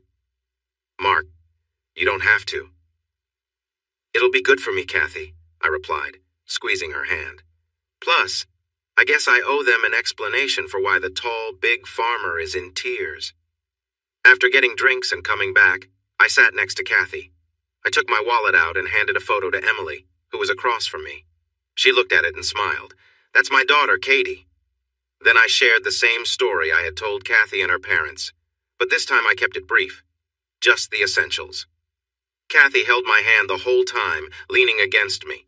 I answered a few questions about what had happened, expanding on certain details, before Ben finally asked, "So do you know where she is?" "No, not at all. The police were not helpful. No sign of her or my daughter. They can't tell me if they're even in the country. They think they're not, but I feel like I'm on my own. It seems like they don't care. I called off the private investigator a couple of weeks ago because I was spending too much without any answers. It wasn't his fault. He didn't have much to go on. He said he'd let me know if he found anything from abroad, but it feels like looking for a needle in a haystack, and I don't know enough about the law or what to do. I'm not sure if I have any options left. All I really have is hope." Thankfully, my story didn't bring everyone down, and when the place was about to close, we called Bill to pick us up. The men shook hands with me, and all of Kathy's female friends hugged me tightly, wishing me well. We were the last ones there when Bill showed up. Once we were back at the farm, he drove me right to my cabin. "Thanks, Bill." I cleared my throat and asked, Kathy, would you like a drink? I can walk you home after. She kissed her dad's cheek. Good night, Dad, she said, getting out of the cab. Have fun, kids, he replied before driving away. I scratched my head, pretty sure he winked, but I wasn't sure who it was for. When I opened the cabin, I turned on the light and held the door for Kathy as she came inside. I took her hand since she looked a bit nervous. You're invited this time, I whispered, squeezing her hand again. Come, I want to show you some photos. They were varied, but the ones I showed were the most important to me. Every birthday, whether hers or mine, the first day of preschool, the first day of primary school. I never missed the big moments. I even printed some of the photos I had saved on my phone. Kathy seemed impressed that I could remember each day and everything about the photos as I showed them to her. She's my daughter, I said. I remember everything about her. It's all stuck in my mind. I tapped my head. I had to clear my throat. Drink. Kathy held onto my hand and turned me to face her. A smile began to show as I looked into her eyes. You look good, Mark. I'm glad you kept the stubble. I sighed. Kathy, she hugged me tightly. I'm here because I want to be, Mark. Isn't that what matters? I don't know anymore. She lifted her head and rested her chin on my chest. All I know is, the next woman you love, if you love her even half as much as you love your daughter, she will be very lucky. She placed a hand on my chest. You are a good man, Mark. Everyone can see how much you care for your daughter. You work hard on the farm every day. Even when it's tough, you never complain. You're more caring than you think. I kissed her. I liked her. I found her appealing. My thoughts faded when she kissed me back, wrapping her arms around me. She smelled wonderful, a mix of perfume and a natural scent. After a moment, I whispered, Stay the night just to rest. I can get you one of my shirts. I wasn't planning on leaving until tomorrow morning, one way or the other, Mark. I chuckled and hugged her tightly. I wasn't planning on letting you leave until then either, I admitted, hearing her giggle. I found a large shirt for her, watching her go into the small bathroom while I quickly changed and climbed under the blankets. She came out a couple of minutes later, having washed her face. The shirt was just long enough to cover her, but showed off her legs. She looked beautiful. Her eyes sparkled in the soft light as she joined me in bed, immediately curling up against me. She giggled. Happy to see me, Mark? I am now. She noticed the picture on the side table. How old is she there? 4, I said, wrapping an arm around her waist, feeling her head rest under my chin. It's the last thing I see before sleep and the first when I wake up. I swallowed hard. It reminds me that I don't want to give up. She gently took the picture and held it up for me. Kiss her good night, Mark. I did it before Kathy did the same. Good night, Katie. Daddy still loves you, she whispered, placing the picture back. Kathy turned to hug me for a few minutes. She was too good for me. Why was she in bed with someone who often felt so lost? Mark, listen to me, she whispered. You have so much to live for. You have my mom and dad. They care for you very much. I can see it. And you have me. I'm not going anywhere. All I want to do is hold the gentle giant in this bed, keep him safe just like I know he would do for me and his daughter. I kissed her softly, feeling her leg move up by my waist as I pulled her close. Her tongue danced with mine, exploring. I felt warmth close to me. I was feeling things I hadn't in a long time. When I leaned back, I was a bit lost for words. She smiled and said, Finally, that kiss felt right. I've noticed how you look at me, Mark. It feels strange. Dad really admires you, Mark, and Mom loves you a lot. They're better parents than mine, I whispered. So we'll be your family, she whispered back. Or at least, in-laws. And what about you? I asked, looking into her eyes. Your girlfriend, she said simply, stroking my cheek. I can see some life in your blue eyes, Mark. I've been waiting to see it. Slowly, I know it will take time, but I want to see the same man I saw in those photos. Maybe one day soon he'll look at me the same way. She cuddled with me as I reached over to turn off the lamp. Holding her close, she barely moved before I felt her breathing change, and she was asleep. A smile spread across my face in the dark. I felt joy, laughter, and tears. I was allowing myself to feel again. That talk with her parents meant I could no longer hide. I had to face everything. It also meant I could admit something else. I was falling in love with her already. She was beautiful, smart, had a great sense of humor, and seemed to care for me in return. In fact, I believed her feelings ran deeper than just liking me. I wasn't sure I was ready for that yet, but I liked her. I trusted her, and she accepted me, flaws and all. I don't know how long it took me to fall asleep, but the next morning I awoke to soft fingers on my cheek. Opening my eyes, I saw her smiling at me. I kissed her immediately, and it was a joyful moment. She was wearing a simple shirt, and I noticed it was quickly taken off. Just as I was about to lean down to her, she sat up and pulled me back. "Mark, I only want one thing this morning." She looked at me and smiled. "Trust me, I'm excited." I felt a rush of feelings as we shared a sweet moment together. It was amazing. I thought I had a connection with Sally, but Kathy was truly something special. I couldn't take my eyes off hers, only looking down to see us close together. "You feel amazing," I whispered. "Mark, I've been waiting for this since the first week I came home." I paused for a moment. "Really?" "Yes, I felt a strong connection right away." "I thought you were really beautiful too." "I hope so." I stayed in the moment longer than I expected, but when I finally reached a high point of feeling, it was intense. Kathy had to cover my mouth because it had been a while for me. Since it had been a while for her too, I pulled away gently and helped her with my fingers.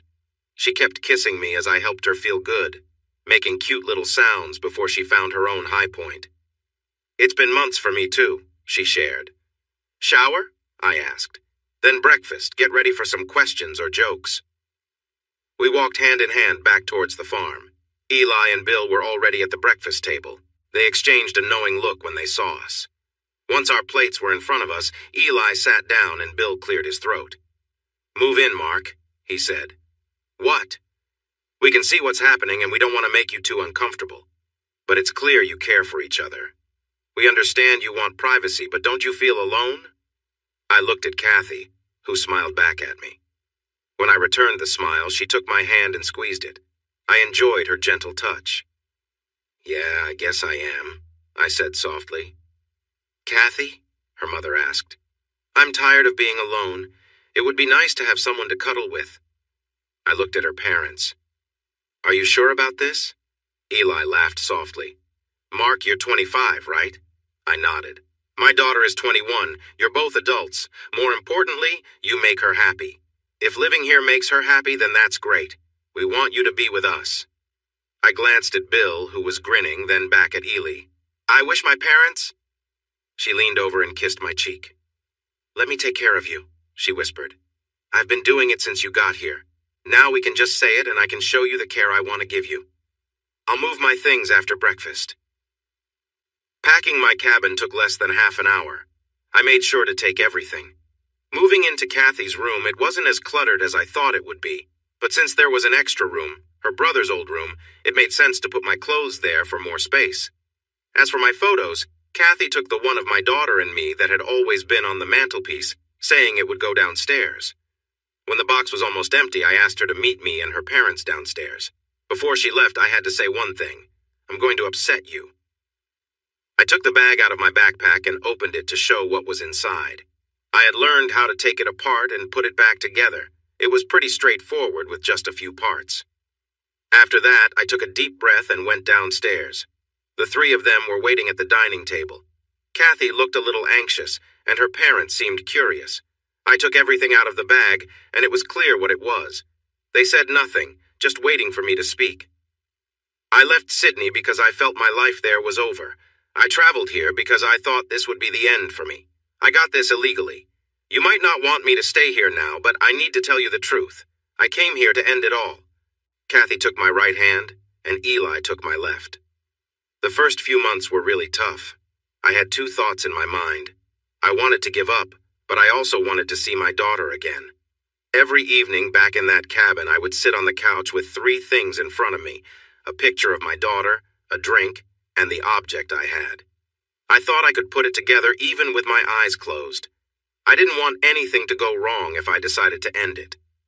I thought about it more times than I want to admit during that first month. The only thing that kept me going was the idea that if I ended it, my daughter would be left without her dad. That thought was what helped me get through. I looked up. and Kathy let go of my hand for a moment so I could wipe my tears. Then after a couple of months, my thoughts changed. I still wanted to give up, and I still wanted to see my daughter, but I did not want to leave Eli or Bill to find me like that. I couldn't do that to them. They welcomed me into their family and treated me with kindness. Bill is like the father I always wanted, and Eli has shown me more care in the short time I've known her than anyone else ever did. I realized that leaving them to deal with my choice would be very unfair. I turned my gaze to Kathy. Then you came home, Kathy. After just a couple of weeks with you, my feelings changed again. Now I had 4 thoughts, and the third one was what stopped me from wanting to give up. I don't want to die anymore. I want to see my daughter. I want to stay here with Eli and Bill. And I want to find out if Kathy would want to share her life with me once she truly knows me, not just the broken person I was when I first got here. With that thought, I took apart the object one last time and hid it. But I needed to be honest with all of you. I had a feeling about what you might have been thinking, son. I told Eli the day you arrived. I'm not angry, and neither is Eli. We didn't know how painful things were for you, but it was clear that you were facing something terrible. What you shared with us that night only confirmed our worries. Kathy stood up and motioned for me to move my chair back. She sat sideways on my lap and kissed me. Once she settled down, resting her head against my chest, I looked into Bill's eyes. Please hide this somewhere I can't find it, Bill. I don't want it anymore. I don't want to feel like this anymore. Everything I need is here. I have you two, and I hope I have Kathy. You do, she whispered softly. Then there's just one thing we need. We know what that is. I can wait. It will happen one day. I won't give up, but without news. I sighed. I just don't know what else to do. I'll have one of the others take it away and bury it deep, Bill said. Thank you, and I'm sorry. Not necessary, Eli replied. What you just told us was brave, Mark. You could have hidden it and said nothing, to admit something like that. It took courage, son. Thank you for trusting us. I thought I'd never trust anyone again after everything that happened. Coming here was the best choice I could have made. Thank you because you 3 saved me. Not just for me, but for my daughter. All I ask is that you look after mine in return, Mark. I'll spend my life doing that, Bill. Kathy looked at me and smiled. Sounds serious, Mark. I am, because I love you. The smile that lit up her face made her look beautiful. I love you. We kissed, and it was long enough that by the time we pulled away, her parents were gone. She led me upstairs, closing the door behind her before snuggling against me. I wrapped my arms around her, giving her gentle squeezes. I sighed, feeling content. I feel good. I took a deep breath. Saying that felt good. I knew there could be risks, but once you kissed me, it felt like a heavy weight lifted off me. All I feel now is hope, Kathy. I hope to see her again. You will, Mark. Somehow you'll find each other. 5 years later, Kathy Mark never checked his social media. He kept it because he had a small hope that his daughter might find him one day. I knew everything about him now. He was my husband and I was his wife.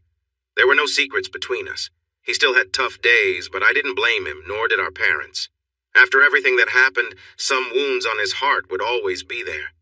Since I confessed my love for him and our celebration as husband and wife, I made a promise to love and cherish him always. We still worked the farm together. Mark was happy working alongside my father and the others. He really enjoyed shearing season as he made good money helping the other farms. He generally disappeared for a month, but he called me every night. Sometimes he just wanted to chat. Other times he liked to hear my voice. He also spoke to our 2-year-old son. I think I would have gotten pregnant in the first year if I hadn't been on birth control. Once he found that spark and energy he used to have, he became a different person. When I saw the light return to his blue eyes and looked at me with the same love, I felt an even stronger connection. When we weren't at work, we were quite affectionate. Thankfully, our parents never caught us, but I think they had an idea. With my rosy cheeks and Mark looking so happy, it was likely clear. As I thought of this, I gently touched my belly.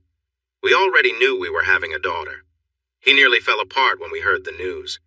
He felt guilty for being excited about another daughter. I reminded him that our daughter was not a replacement for Katie, who was still out there and still his child. Through everything, he never lost hope. He had searched so much, wishing for a miracle, but still hadn't found anything. Mom and Dad loved their grandson. Bill and Mark were more than family now. Mark called him Dad, and Eli was Mom. When he said that for the first time, she hugged him for at least half an hour. They both cried, especially Mom, when he told her he loved her more than he loved anyone else. We knew there was no love left for anyone else, except for one person, maybe just her. I didn't push the topic right away, but I started hinting since our son was born. Mark was quiet but thoughtful. He always considered his words before speaking because he didn't want to upset me. Mark wasn't into social media, but I kept an eye on it for him. He admitted that was a way Katie might get in touch someday. Every week since he had been away, his sister left a message for him. Each one was different, and I could feel her sadness through the words. She always ended by saying how much she loved him and missed him, hoping he would reach out one day. As for the rest of his family, they didn't reach out at all. They weren't on his list. A few friends would leave messages asking where he was and if he was okay. He asked me not to share much on the site, just that he was alive. He didn't want to share where he lived or that he was married. He even left his new name off. On the website, he was still known as Mark Samuels, a name I knew he disliked now. Kelly had left another message just the day before. I looked at her profile again. She was quite nice looking, only a couple of years older than me. She didn't seem to have any kids, and her parents didn't appear to be on the site either. Her brother was a tricky subject, and I didn't want to get into it. Mark had told me he had no brother and that he had new parents. I remembered him saying he was a 25-year-old orphan. Hearing that made my heart ache for him because he felt so alone. I wouldn't reach out to her without telling Mark first. He knew Kelly left messages, but he didn't say much about it. He was never rude to me. He was a good person at heart. Still, I could tell he felt bad about the things he had said long ago. His sister had been caught in his anger, which he later regretted. It was a moment of hurtful words. During dinner that night, I waited until we finished eating before speaking up. Mark was now 30, still strong and fit, with a bit longer hair and a sun-kissed complexion from working outside. His blue eyes seemed to shine even more. Sometimes when he looked at me, I felt a rush of warmth. "Mark, can we talk about something?" I asked. "Sure," he replied. "It's about—" I took a deep breath. When he noticed my hand shaking, he gently held it. "Sweetheart, I don't like seeing you nervous around me," he said softly. I had witnessed Mark's anger before, but I knew it was okay to feel emotions. It was how we handled them that counted. The only time he was really upset with me was when he found me in the cabin. Work sometimes frustrated him, but we learned that coming home to a happy partner always lifted his spirits. I only got shaky when we discussed his past, as that seemed to be the only thing that could truly bother him. But he never lost his temper in front of me. When he did need a moment, he'd excuse himself and take a short walk, kicking at the dirt to calm down. When he saw me watching, he'd smile. He was my gentle giant. "It's about your sister, Kelly." I watched his face for a reaction, but he stayed calm. He was good at keeping his feelings hidden. "She's still leaving messages every week. For the past 5 years, there has been a new message every single week." I took another breath. "I think I should reach out to her for you." I looked at my parents, who were also watching Mark. He slowly stood up. "Excuse me for a moment," he said softly. "Mark?" I asked. He leaned down to kiss me. "I'm not angry, sweetheart. I've moved past that. I just need a few minutes to think." "Okay. I love you. I love you too." He always left the room saying he loved me. Once he stepped out the back door, my mom glanced at me, holding her thoughts back.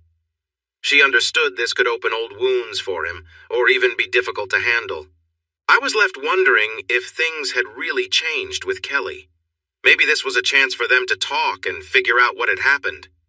He came back with a beer for himself and Dad, and a bottle of wine already opened for Mom and me. He sat down, took a sip of his beer, and gazed into the distance for a few moments. None of us pushed him to talk. Then he nodded. "All right, send her a short message. Let her know who you are. Ask what she wants. I'll reach out when I see her online. Is there anything you want to know?" "Not really. But if she's serious, I think you should meet in person. Not here. Not in Sydney. There's no way I'm going back there." "How about Brisbane?" "That works for me. But let's see how serious she is first. You can read people well.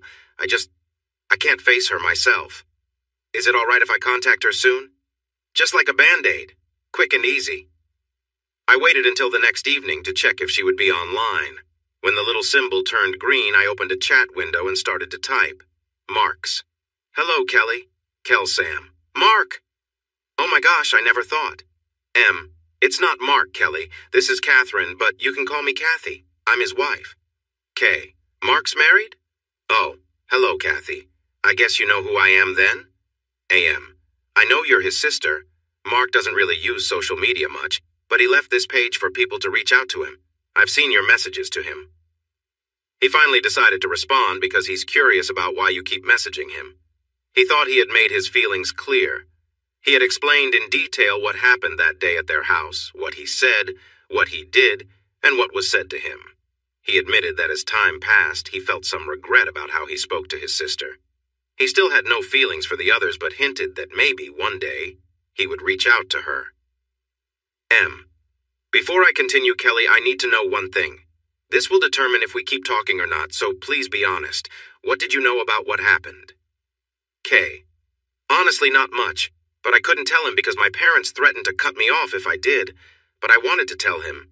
I never agreed with what happened. After he disappeared, everything fell apart. I hate my parents for what they did to him. I always loved him the most. M. Do you know where his daughter is? K. If I did, I would have posted it on his wall, Kathy. But they never told me all the details, and I've never been able to figure it out since. I leaned back. It sounded sincere, but written words are different from hearing a voice. What she was saying matched her messages from the past 5 years. M. Kelly, I have to be honest. What happened to him, what your family and his friends put him through, it broke him deeply.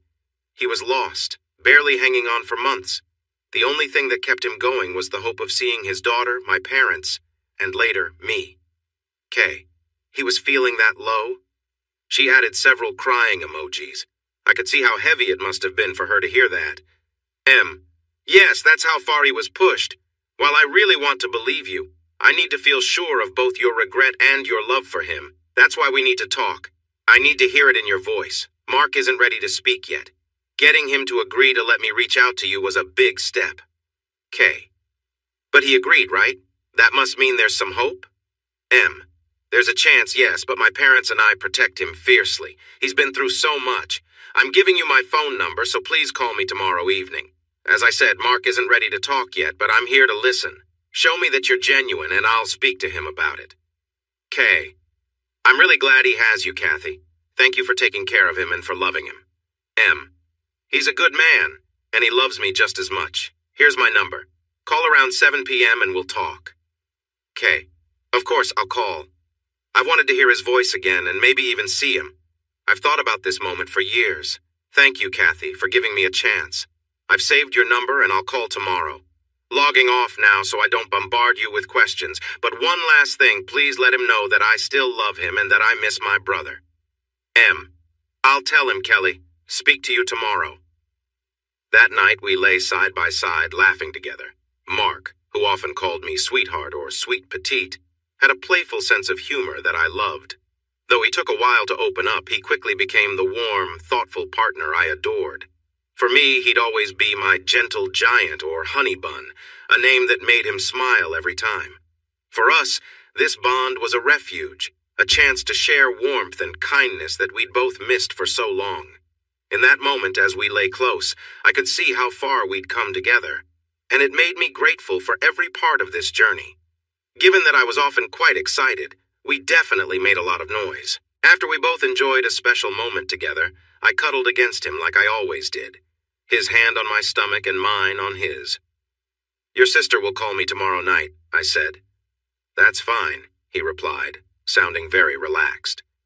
It was the best time to bring up something like this after we had shared that moment. He was more open then. He knew how things worked.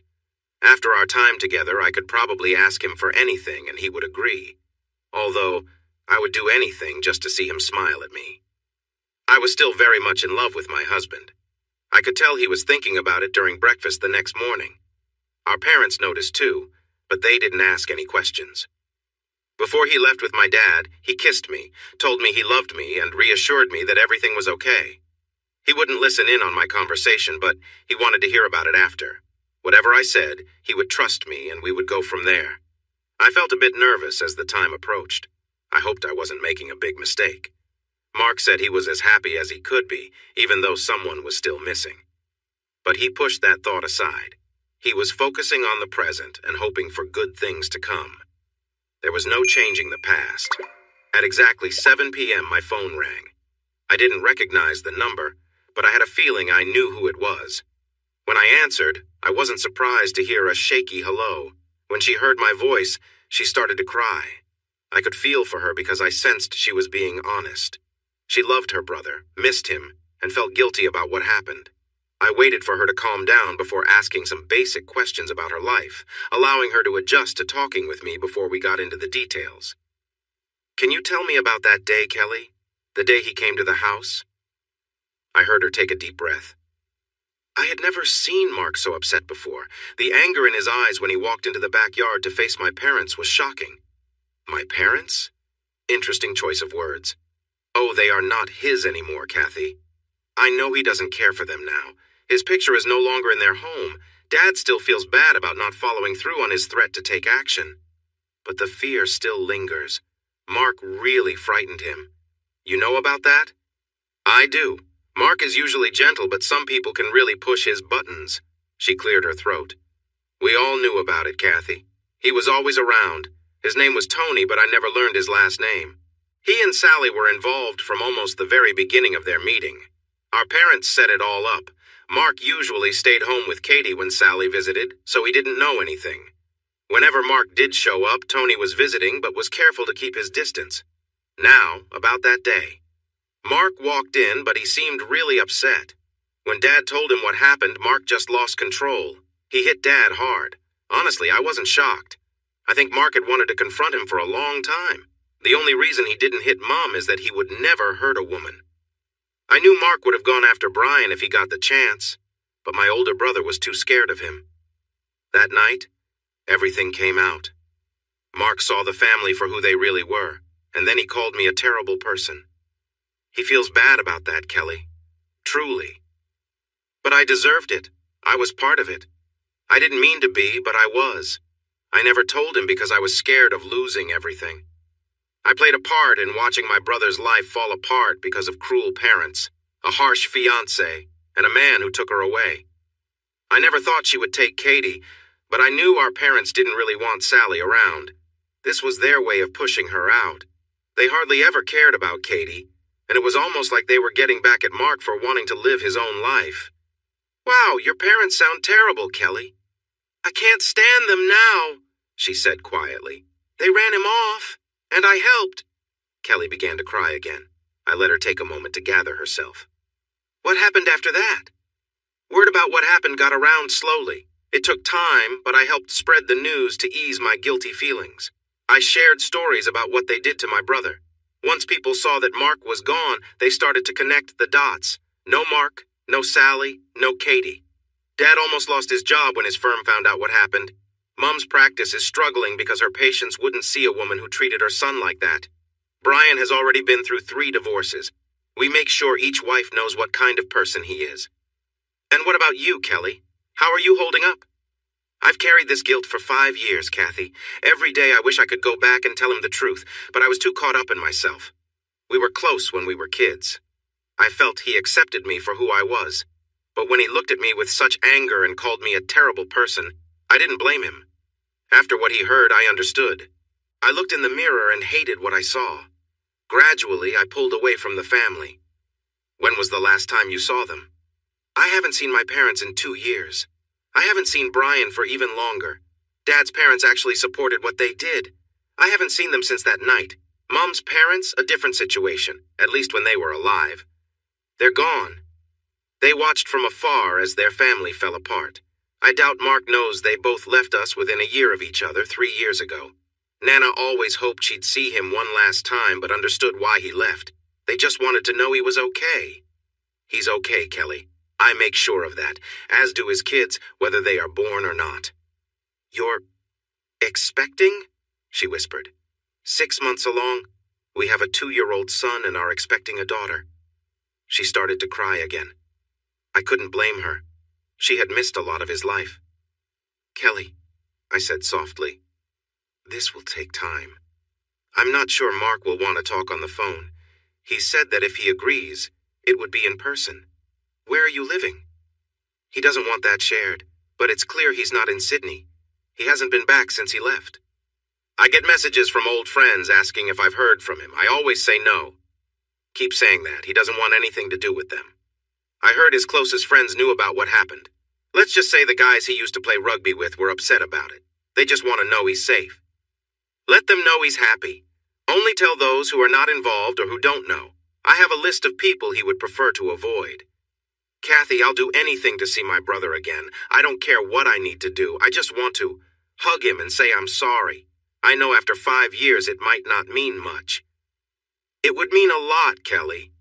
Over the next 2 months, Kelly and I talked a few times each week. She was eager to know what Mark was doing. After confirming with him, I told her we lived on a farm. That made her excited and didn't surprise her.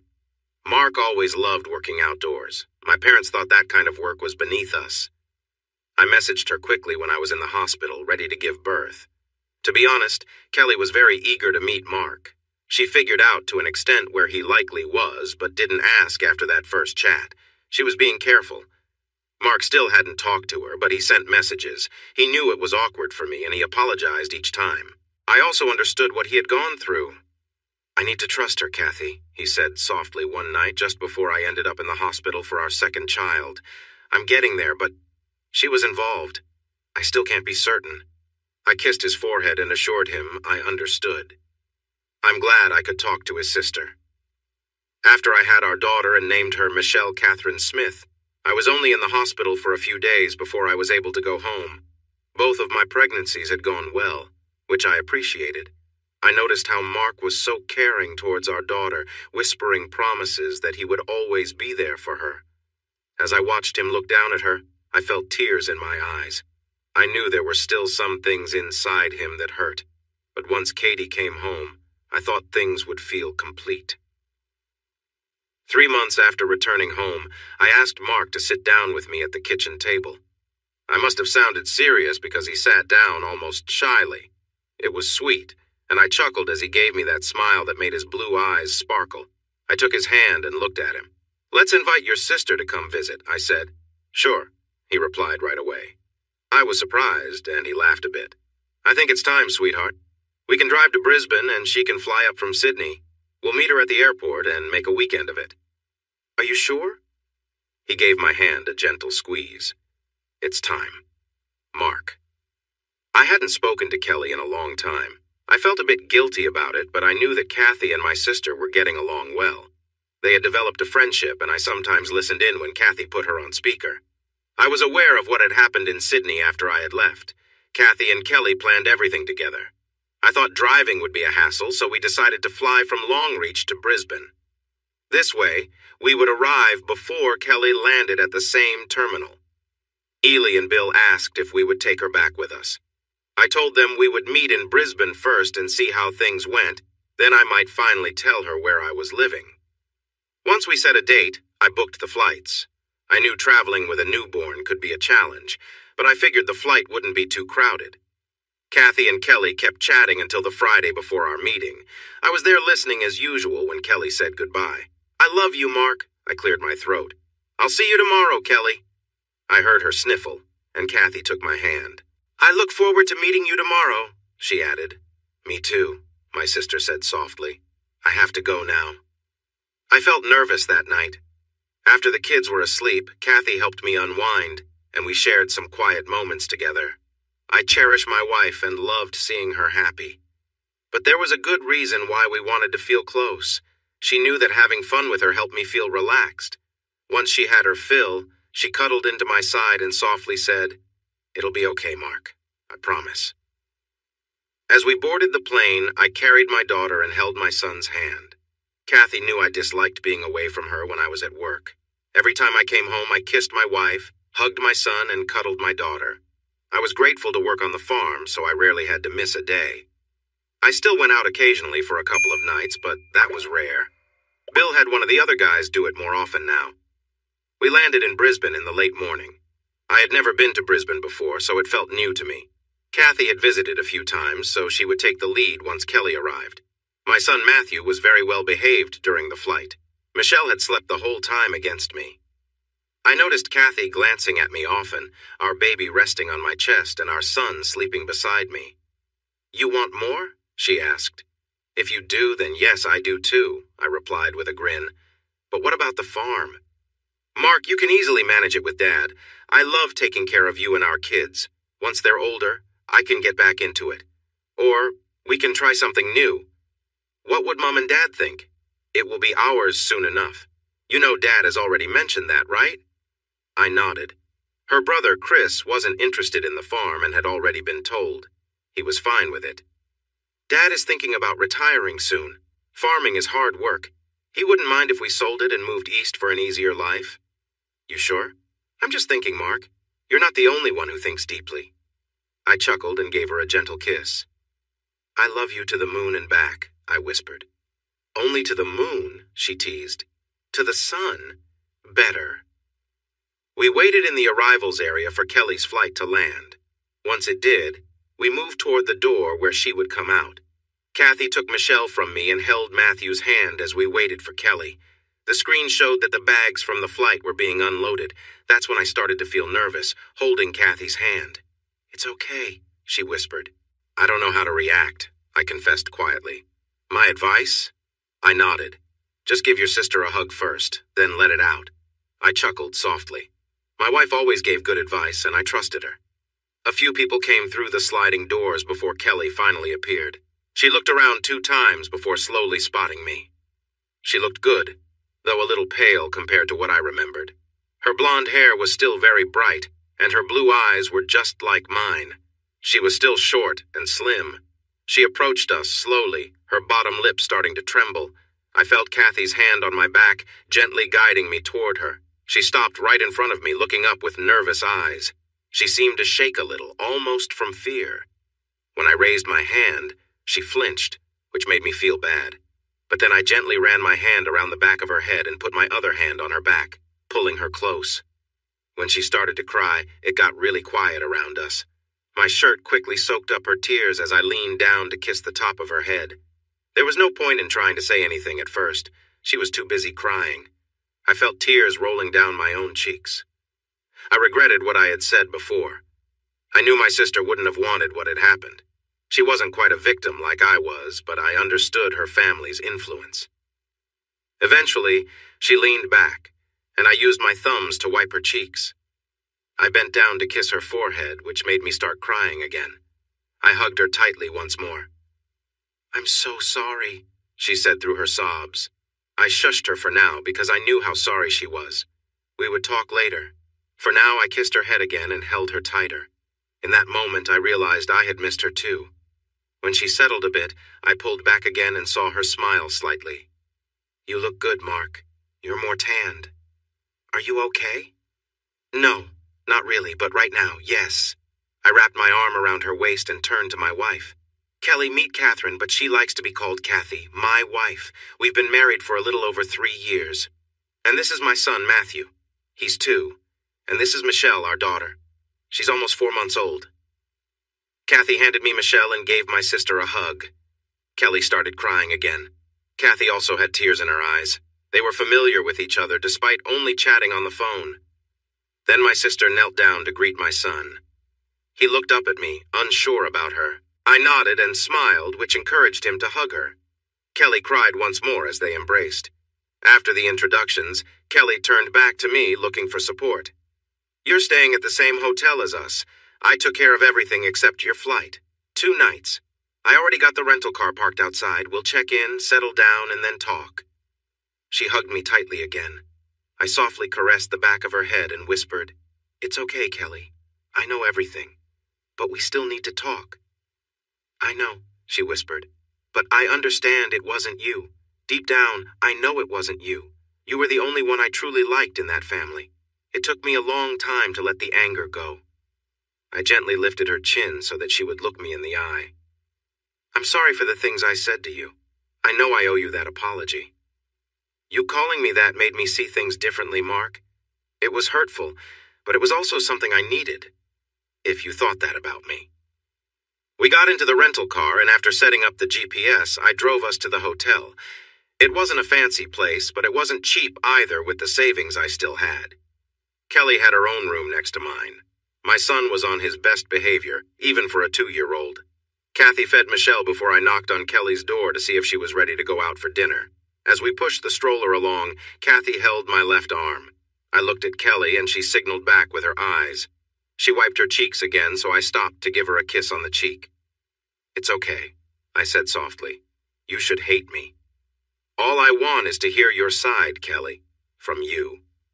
We chose something simple for dinner. Pizza from a little Italian restaurant, not one of those big chains. Michelle was awake and making noise.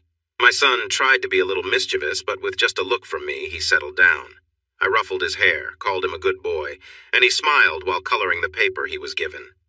When dinner came, we all stuck to soft drinks. Kelly started to tell me everything she remembered.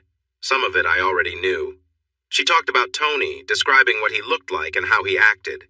He was much older than Sally and me by at least 20 years. It seemed clear that Sally's parents had chosen him. "He bought Sally's affection," she said. "Gave her all kinds of gifts, mostly things to show off how wealthy he was. On top of that, my parents were constantly saying how awful you were. I couldn't believe it, Mark. They tried really hard to break you two apart." "Why?" was the only question I could think of. "You upset them by living your life your way.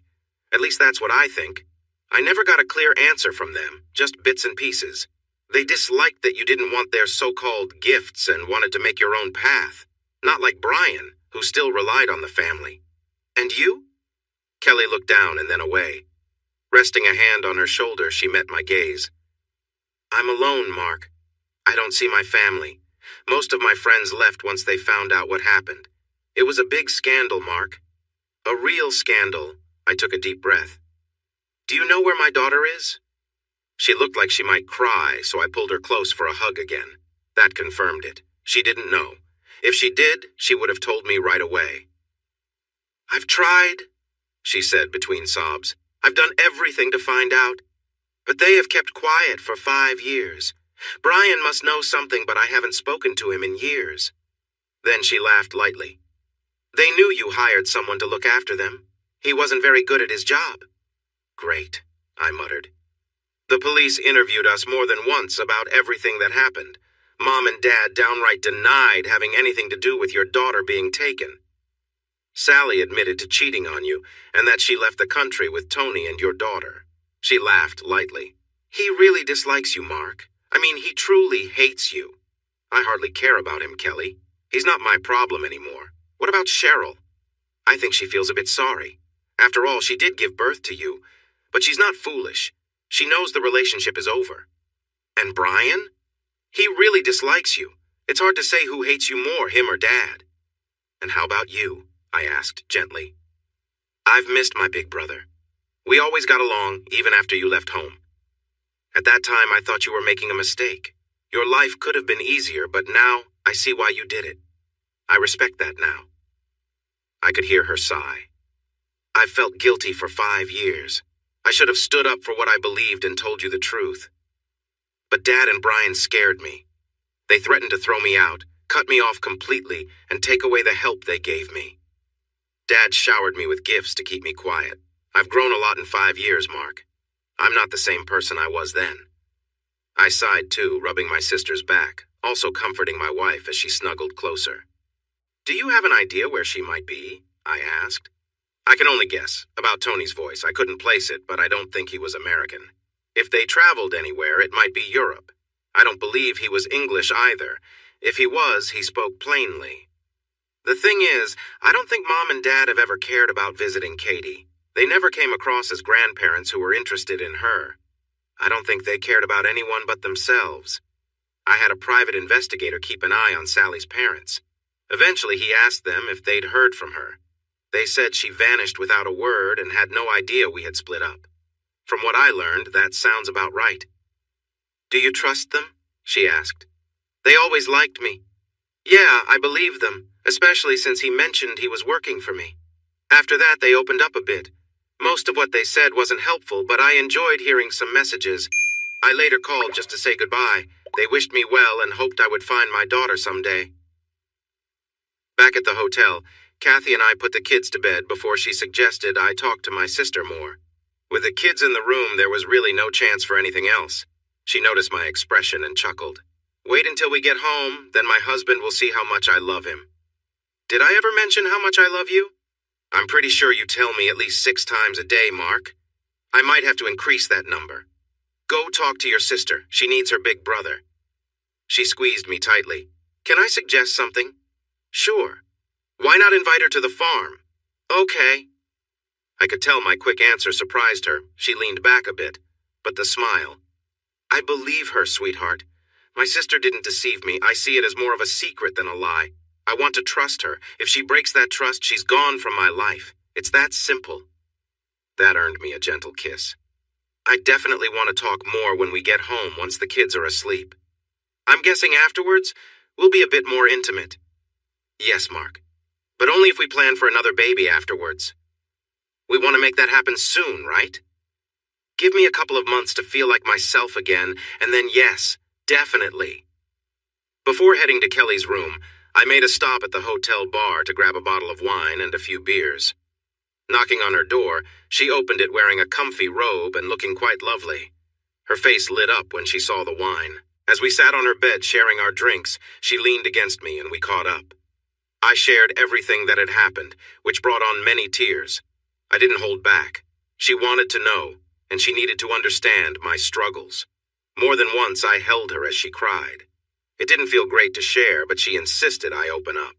By the time I finished, it was after midnight, and we were both worn out. She slipped under the covers while I sat on the edge of the bed. Tomorrow, let's just enjoy being together. No more talk about the past. It's all behind us. I don't want to go back, she said. I want to be closer to you. One step at a time, Kelly, but it makes me happy to hear you say that. I love you. I leaned down to kiss her forehead. I love you too. She needed another warm hug after that. The guilt I felt showed me I cared, I whispered while holding her. I thought I felt nothing from your messages, but that was a lie I told myself. I tried to hide my feelings, but that really doesn't work. You messaged me every week, Kelly. That alone shows what I mean to you. I can open my heart to you too. No wonder she chose you. She fell for someone who was broken, Kelly. She helped me heal. When we returned to the airport on Monday around lunchtime, everything felt like a thing of the past. Kelly was already talking about packing up and moving, but first, she had an invitation to come visit us at the farm to meet my parents. When I called them Mom and Dad, she understood why. Within 3 months, Kelly was flying into Long Reach Airport. We had shared everything with Eli and Bill. Kathy and I told them about our first meeting in Brisbane, and they were eager to talk to Kelly too. Soon, we were chatting online with video calls, and I felt sad that Kelly was alone while the 4 of us gathered to talk with her. However, Eli and Bill thought she was great and were excited to meet her. At the small airport, it took only 5 minutes for Kelly to get off the plane and come to the baggage claim. When she saw me, she dropped her things and hugged me tightly, laughing as I picked her up with ease. As I grabbed her bag, I joked, "Did you pack a kitchen sink? You're here for a week, not a year." "I'm a woman, Mark. I always pack for any occasion," she replied. Once she settled into the passenger seat of my truck, she quickly got to see what the outback looked like. I glanced at her to watch her reactions to the wide blue sky and endless farmland. The weather wasn't too hot at this time of year, but the sun was bright. I could enjoy the fresh air with the windows down. As we pulled into the driveway, Kelly gasped at how big the homestead was and laughed while I explained that it would take hours to walk to the edge of our property. After I honked the horn, Kathy, Eli, and Bill came out to greet us, and Kathy hugged her warmly before we introduced everyone. Within minutes, Kelly felt like part of the family. Bill, in particular, felt like he had gained another daughter. Kelly had a wonderful time on the farm that week. She spent a few hours working on her laptop, but joined Kathy, Bill, and me outside every day. Though she had some experience riding horses, we took her out to ride one afternoon and showed her the thousands of sheep we had along with the cattle grazing further away.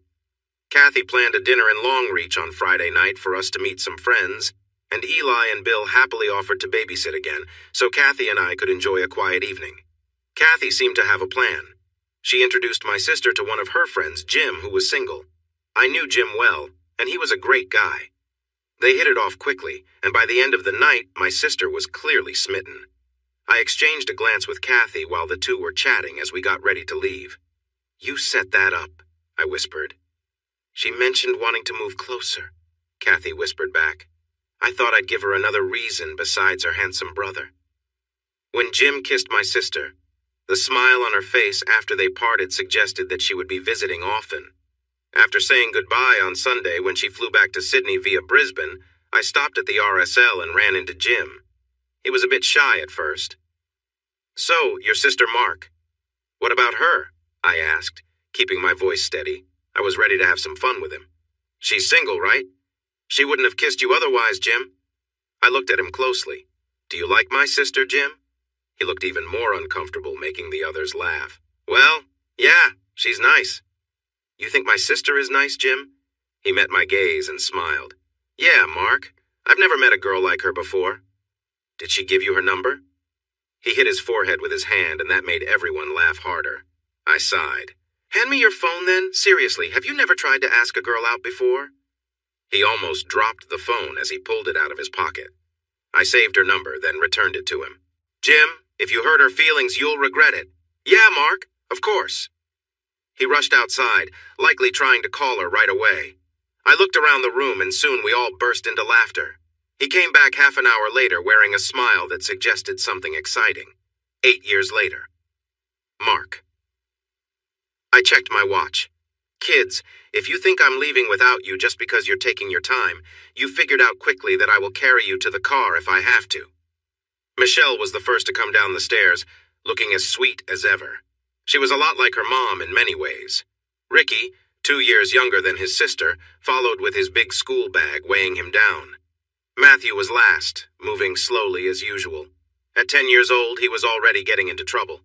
I knew the reason. He wanted to stay at the farm and watch Dad work, dreaming of being a cowboy. Kathy came along with our 3-year-old Samantha. Only our youngest stayed at home, but she would go to preschool in a year or two. We weren't planning on having more kids.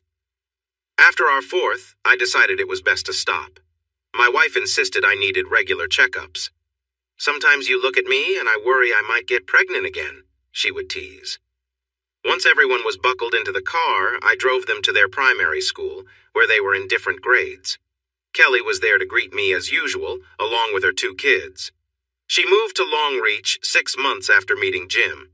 She was expecting a baby soon after and married him 3 months later.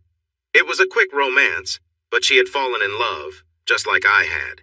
Jim was committed to her, and Kelly loved the outback life, thrilled she could do most of her work online. Once a month, she traveled to Brisbane for meetings, but otherwise she stayed close to family. Our family. She had stopped talking to those in Sydney completely. The last family meeting was for me, one final try to find out where my daughter was. I felt like I had tried everything. The police? No help at all. I'd reached out to both local and federal agencies more than once. Private investigators? No luck there either. Searching the internet? Also nothing. The courts could do nothing for me, but I never lost hope. I kept looking online, sharing her picture everywhere I could. I got a few messages, but none led anywhere. John and Cheryl stayed quiet about everything. This didn't surprise me. They figured out why she was asking about something, and they told her not to come back. She responded with strong words, saying she was embarrassed to be part of their family and made sure to let them know exactly how she felt. I liked hearing that story now and then. Eli and Bill had become like parents to Kelly, while she called Jim's parents Mom and Dad. They loved her just as much. Back at the farm, I walked inside and found Kathy on the phone. She seemed amused when she noticed me and quickly hung up. I couldn't help but laugh when I saw her blush. "What's going on?" I asked. "Secret," she replied. "A secret, huh? A secret that I can find out if I tickle you? Don't even think about it." I moved closer, and she stood up and dashed outside. I laughed and jogged after her. Bill watched us, chuckling. She didn't run far before walking back toward me, looking as if she was serious about not wanting to be tickled. "Not even a tiny tickle?" I asked, raising an eyebrow, so I wrapped her in a hug. "Trust me," she whispered. "Always. Is it a good secret?" Absolutely. I thought for a moment. Well, my birthday is coming up. Does it have to do with that? Maybe. I'll take that as a yes. You know I don't ask for much. Just a day with family and friends, maybe some beers, and a nice big steak. I think I can manage that. Kathy picked up the kids while I worked with her father. He talked about wanting to retire soon, although I had heard that for the last 5 years. I knew he didn't want to work too hard, but leaving would be hard for him. What surprised me was that he didn't pressure Kathy and me to take over the farm. He mentioned selling the place and splitting the money so we could live comfortably elsewhere. I've always wanted to retire by the ocean, he said. I've only seen it once. At least he and Eli had their own little cottage, generously giving Kathy and me the opportunity to raise our family on the farm. Bill and I discussed the cottage plans because I wanted to make sure they had enough room. Eli often said they only needed a small place for peace and quiet, and she was right. They spent most of their time at the home anyway. Sitting back on the porch and enjoying some cold drinks, Bill asked, "If I decided to sell everything and give you and Kathy a good amount of money, what would you do?" I looked at the label on my drink before staring out into the distance. "I really don't know, Dad. It would depend on what Kathy wants, to be honest. Have you talked to her about this?" "I have. She'd stay home until Samantha starts school, then she'd look for part-time work. She'd take the kids to school, pick them up, and find something she could do from home. She mentioned you might like to go back to your old job. She has hinted at it, but I wasn't sure if she was serious." Maybe I said too much now. "Nah, it's okay, Dad. I'm not sure Kelly would be happy if we moved here only for us to leave a few years later. I guess it would depend on Jim, too. He's smarter than he thinks. Plus, there's always manual work available." He took a sip of his drink. "Just some thoughts from an old man, son. Don't stress about it too much." "Have you received any offers?" "No, I won't know until I put the land up for sale. Once I do, though, offers will come in quickly. If someone really wants it, they might even offer a lot of money. The largest cattle station in Australia was priced at around $16 million a couple of years ago. We could get a nice amount for this if we find the right buyer." That night, as Kathy curled into me after the kids were asleep, I told her about my talk with Bill. It wasn't the first time he brought up selling. "He's feeling tired," she whispered. "I think he doesn't want to put all the pressure on us." I gently touched her stomach, which had returned to its shape quickly after Samantha. "What do you think?" "I love living here, but part of me thinks a simpler life for our kids might be nice. Not in a big city, but a coastal town would be great. Like Dad said, somewhere near the ocean. The kids would certainly enjoy that." She turned to snuggle closer. "These are just ideas, Mark. Dad won't sell any time soon. He's just being thoughtful in his old age and wants to care for his family. I decided not to worry about it for now." "So what's the secret?" I asked. "You'll find out soon enough." She kissed me softly. "I love you. I love you too." We shared a moment together before drifting off to sleep. Even after having 4 kids, we rarely went 2 days without being close. But it wasn't just about that. Showing your partner how much they mean to you is important. The smallest gestures often mean the most. We had been married for over 10 years, and our relationship was stronger than ever. All we had to do was look at Eli and Bill to see how easy it could be if we kept trying. I did wonder what my wife had planned for my birthday. It wasn't a big milestone yet. I knew my 40th would be significant, but that was still a couple of years away. After my wife fell asleep, I kissed her forehead and smiled at her peaceful expression before setting my thoughts aside. We didn't keep secrets unless we had to. Birthday? Yes, I could let her have this one. My birthday fell on a Sunday, and I woke up early to soft kisses. Lifting the sheets, I saw my wife working hard to surprise me. I moved the sheets aside and watched her happily until I asked her to join me. She leaned in for a kiss, and I turned her back, sharing a moment together. "Do you have plans for today?" I asked. "Too bad I can't have a baby. Having a little one on my birthday sounds nice," I joked. She laughed. "No more kids, Mark." She pulled me in for a gentle kiss. "But I do like the idea of us being together soon. Ever told you how much I love you? At least half a dozen times a day." "That's it? I thought I increased the count." "I said at least Mark." We managed to share some love before our kids burst into the room. Thankfully, they just came to wake us, saying they were hungry, then left. Samantha paused at the doorway, saying the room smelled funny. As soon as she disappeared, we both laughed. Being the birthday boy, I got a full English breakfast, thanks to Eli and Kathy. The kids enjoyed toast and juice before happily heading off to watch cartoons while the adults enjoyed a bit of quiet time over our meal.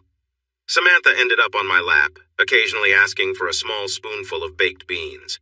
In the living room, Eli and Bill entered with gifts for me, and Kathy brought more. I hadn't asked for anything, so I appreciated their thoughtfulness. Kathy settled beside me, snuggling in, while my two daughters were close, wanting to be near their dad on his special day. "Kelly is on her way," Kathy said after her phone buzzed. "Excited for a big steak?" Bill asked. "Size of a small table?" I joked. The adults laughed. Just as Bill was about to say something else, he paused. I'd better watch my words. "Yes, we have some big ones to enjoy later." Kathy eventually moved, kissing my cheek before finding a daughter on either side of me. Michelle was reading a book while Samantha cuddled into me watching cartoons. I felt content, with Eli and Bill looking over occasionally, both just as happy as I was. I could tell what they were thinking, comparing the man who had come to their door many years ago to the man they saw now. "Mark, Kelly is here!" Kathy called from the doorway. I stood up, but the kids stayed put as I walked to the front door. Kathy was waiting there and kissed me quickly before opening it. As the doors to the car opened, Kelly got out from the driver's side with the two kids coming out next to her. Another young woman stepped out from the passenger seat. Suddenly my legs gave way and I fell to my knees watching her run towards me. My vision blurred with tears. I heard her shout a single word before she wrapped her arms around me, and I felt all my sadness release like a flood. She kept saying more words. "I love you so much, Daddy," she said softly. Katie. I was 5 years old when Sally took me away from my father. At first, I didn't really understand what was happening. The last time I spoke to Daddy on the phone, he promised he would see me on Friday. I knew the days. It was Wednesday night. He said he missed me and loved me, and we planned to go to the park on the weekend. But that never happened. Sally lied. I didn't get it then. We left our home on Thursday night and stayed in a hotel near the airport. When I asked what we were doing, Sally said we were going to surprise Daddy by flying to see him. I was so excited to see him first. I had no idea Sally would keep me asleep for the next 3 days. Later, I found out from the tickets that we flew from Sydney to London via Hong Kong. I slept almost the whole way. I woke up when we arrived in London and felt something was wrong. Even a 5-year-old can sense when things are off. Sally was next to me with a man I recognized but didn't know. "Where's Daddy?" I asked while we waited in line. Sally just shushed me. I kept asking because I felt confused. When I started to cry, she tried to pass me to the strange man. I didn't like that at all, so I screamed. I ended up in the back of a taxi with them. I noticed Sally was close to the man, being affectionate with him. "Where's Daddy?" I asked again. "I'll explain when we get home," Sally said. Home? We weren't home. This was a strange place I didn't know. Home was the apartment where Daddy was. The taxi stopped and Sally grabbed me, almost pulling me out. Nothing looked familiar and it was chilly. "Where are we?" I asked. "This is where we live now. This is our new home." "What about Daddy?" She bent down and made me look at her. "He doesn't love you. He never loved you. Your mother loves you. And Tony will be your new dad, and he will love you too." I knew that wasn't true. I might have been 5 years old, but I could tell a lot just by looking at someone. I didn't like Tony just by the way he looked. His eyes seemed untrustworthy, and Sally wasn't being honest. She had lied to me before, and even more to my real dad. Kids have a way of knowing when someone is not being truthful. We aren't as easy to fool as adults think. "Daddy loves me," I whispered. Sally held my shoulders tightly. "We live here now. We are your family. You'll learn to care for Tony as your new father. Your old dad was weak. He is nothing compared to Tony. He will give us everything we want. You'll see. Now, do you want to see your new home?" "No, I want to see my dad." Sally sighed and pulled me up the stairs into the house. I didn't like my new room. It felt cold. My clothes and toys were the same, but it didn't feel like home. Sally wanted me to call Tony Dad. I refused right away. "You will never be my dad," I told her within a week. Sally punished me for that. It wasn't the first time, and it wouldn't be the last. I went to a new school. I didn't like many of the kids there. The teachers were mean, and they insisted on calling me Belinda, not Katie. "No, my name is Catherine Samuels," I said. "Daddy calls me Katie." The teacher looked puzzled. "I'm sorry, but that's not what I have on my list. You are registered as Belinda Thompson." That night, Sally told me she had changed my name for my safety. I didn't understand what she meant, but I heard her talking quietly with the teacher and the principal. They told me my name was now Belinda. I was no longer Katie. If I had known how to express it, I would have told them to stop. "My name is Katie," I said, stomping my foot. "She'll learn soon enough," Sally said. I didn't like how she spoke. I found out why when we got home. Sally and whoever was there could call me whatever they wanted. But to me, I was Katie. I made sure to write that name down everywhere I could so I wouldn't forget it. After 6 months, Sally stopped trying to make me call Tony anything like Dad. He was just you, him, or Tony. I was sent to bed without dinner a few times a week for being disrespectful, but I didn't mind. Later, I learned they were trying to control me. Sally would say every day that my dad didn't love me, that he had forgotten me, that he had moved on and didn't care about me. She was lying. Every single day she lied. I never called her Mom, not at that age. Every time I told her, Daddy loves me. Sally hated that I didn't believe her. Things changed when she got pregnant when I was 8 years old. Once their son was born, I wasn't forgotten, but I just reminded them of my dad. When a daughter came 2 years later, I became just the oldest child in the house. They took care of me. They made sure I had food, clothes, and that I went to school. Tony stopped showing any kindness. When I was 10, I was glad he didn't want to be around me. Sally had stopped trying to control me. I asked about my father at least 3 times a week. I knew it annoyed Tony, so I made sure to ask him in front of Tony, who never dared to hurt me.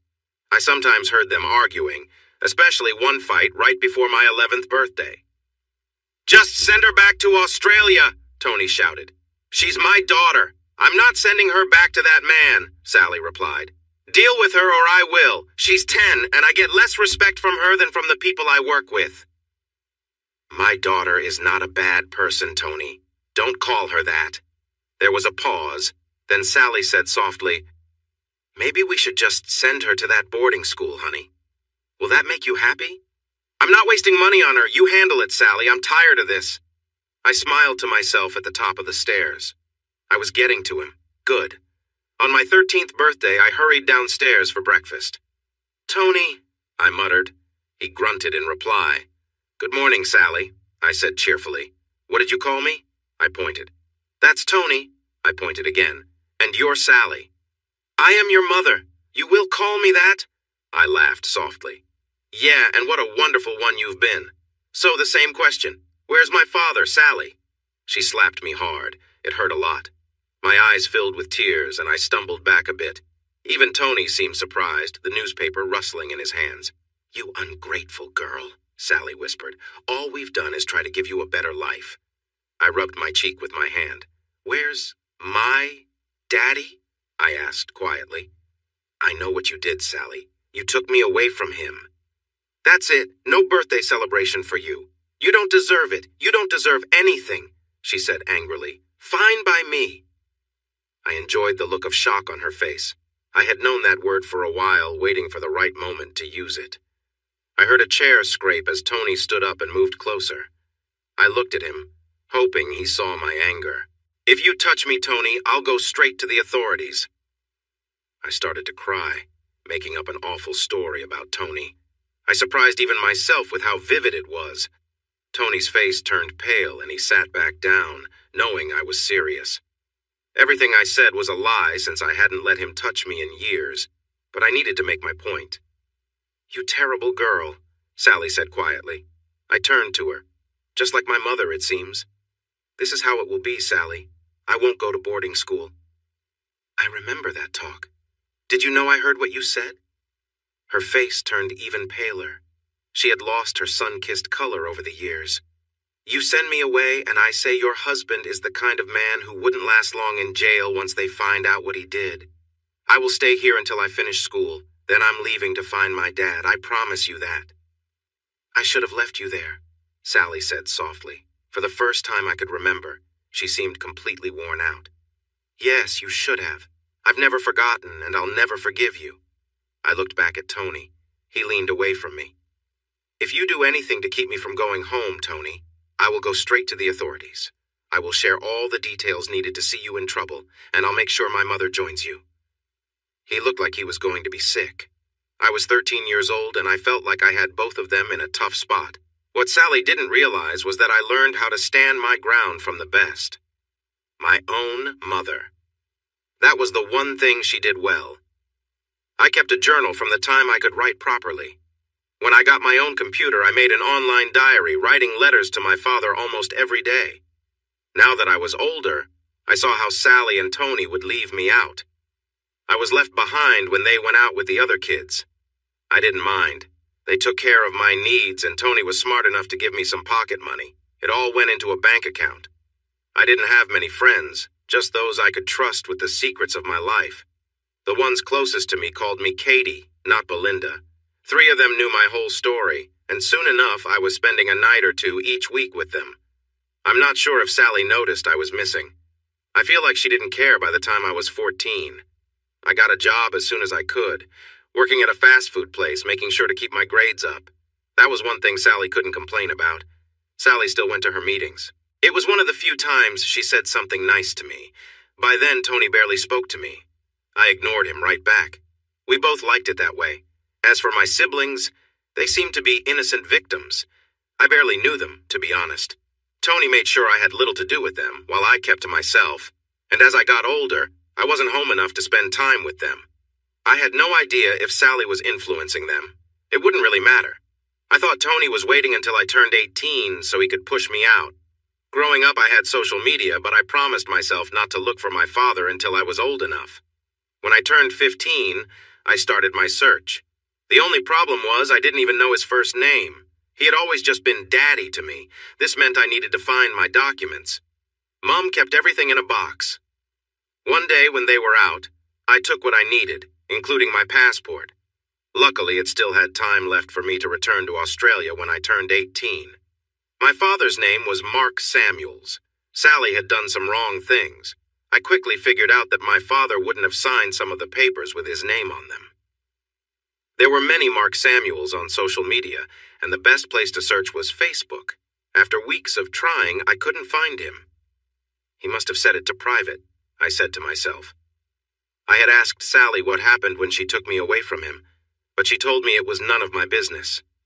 I could have pressed her for more details, but by then, it seemed better to keep the peace than to start another argument. There had been plenty of those over the years. She knew how much I disliked her. A couple of months before I turned 16, I thought of a new plan to find him. Instead of looking for him, I could search for relatives. I struggled to remember names. I never knew my father's parents' names. I recalled Uncle Brian, but decided against looking for him. There was always something about him that made me uneasy. My father wasn't fond of him either. Then I thought of Auntie Kelly. She had always been nice to me, and my father liked her. I found her in just a day. That's when I saw how much had changed. He had changed his name to Mark Smith. On Kelly's profile, it said she had only one brother. My hand shook as I clicked on his name, and tears came as his profile loaded. There was a picture of my father and me, both smiling at the camera. I couldn't remember that day. It had been so long ago, but he used to take me to the park every weekend. Trees were in the background, and the photo was likely taken by one of the other mothers there. I remembered how they would look at him. Sometimes he would blush, and I wondered if they showed interest in him. Then I checked his profile. It read, "Father to 5 children, Katie." I couldn't read any further. Instead, I looked at the pictures. He had married and had 4 other children. It seemed he lived on a farm in the outback. Kelly looked like she was nearby, too. I didn't see any of the other family I remembered. Maybe they didn't keep in touch. Perhaps they were involved in my being taken from him. What really made me cry were the messages. Every year on my birthday and his, he wrote heartfelt notes, each one showing his love. I wanted to know more, so I clicked on the picture of his wife, Kathy Smith. Mother to 5 children, 1 unfortunately missing. but I love her just as much from everything I've been told. I can't wait to meet her someday. My father had married a good woman, someone better than Sally. They looked happy, in love, and dedicated to each other. The look in their eyes was the same as the love in all the pictures of my dad and me. Since I was 13, I had a plan. But now, it was time to change it. Sally and Tony had taken my dad away from me, and I felt like I needed to get back at them. It might seem childish, but I had read a lot and seen many movies. Even at my young age, I could think of a way to make them pay. I really wanted to reach out to him, but I didn't want to do it online. After so much time, it didn't feel right. I knew I would see him soon. I promised I would share everything with him once we were together again. I believed his wife and sister would support me later. Now, it was time to get my revenge in a small way. The next morning, I woke up and went to the bathroom to splash some cold water on my face. I looked in the mirror and tried to look sad. As I walked downstairs, Sally and Tony looked up at me in surprise. "Can I join you for breakfast, please?" I asked softly. I hadn't eaten breakfast with them in 2 years. Sally paused for a moment, then got up and fixed me a plate of bacon and eggs. She placed it in the empty spot and gave me a knife and fork. As she sat down again, she watched me. I moved over and took a seat. "Thank you, Mum," I said quietly. "What did you say?" she asked gently. Tony's eyes grew wide in surprise, too. "Thank you, Mom." I noticed Tony looking surprised again. The 2 younger kids didn't really pay attention. I ate quietly, trying to appear as sad as possible. There was a little bit of talk around the table. After I finished, I waited until they were done before I got up with them. I took my plate to the sink and washed it. Sally watched me as I approached her, clearly curious about what was happening. When I went to hug her, she seemed shocked. But as soon as I embraced her, I felt her arms wrap around me. "I'll see you after school, Mom." Later, when I got home from work, Sally was sitting alone in the living room. I sat down next to her on the couch, noticing she looked at me with curiosity again. Before she could ask anything, I forced myself to cry. I didn't just cry, I wailed and sobbed, falling apart as she held me tightly and rocked me. Wow, I was really good at acting. She didn't ask why I was upset, but I could tell she was smiling to herself. She knew I had been searching online. She wasn't unaware. She would probably start to put things together. I doubted she had looked for Mark Samuels anyway, and even if she had, he had likely blocked her. But she stopped caring about him after we left, so when she saw me crying in her arms, maybe it confirmed what she thought. "I'm so sorry," I cried. "I love you, Mummy." I had her hooked. She lifted my chin to meet my eyes. I had practiced this look in the mirror. I felt shattered and heartbroken, desperate for her love in return. She hugged me tightly and whispered that she would always love me. It would take time to forgive, but she understood. I was her daughter, and she would always love me. That night, I had dinner with them. I wasn't sure if they knew much about my life outside of school, so I decided to share. I mentioned that I worked after school and on the weekends. I had hoped to go back home, but that had changed. I couldn't quite call Tony Dad, but I promised to show him respect in his home. He had been there for me since I was 5, and I shouldn't take that for granted. I thanked him for everything and apologized for my past actions.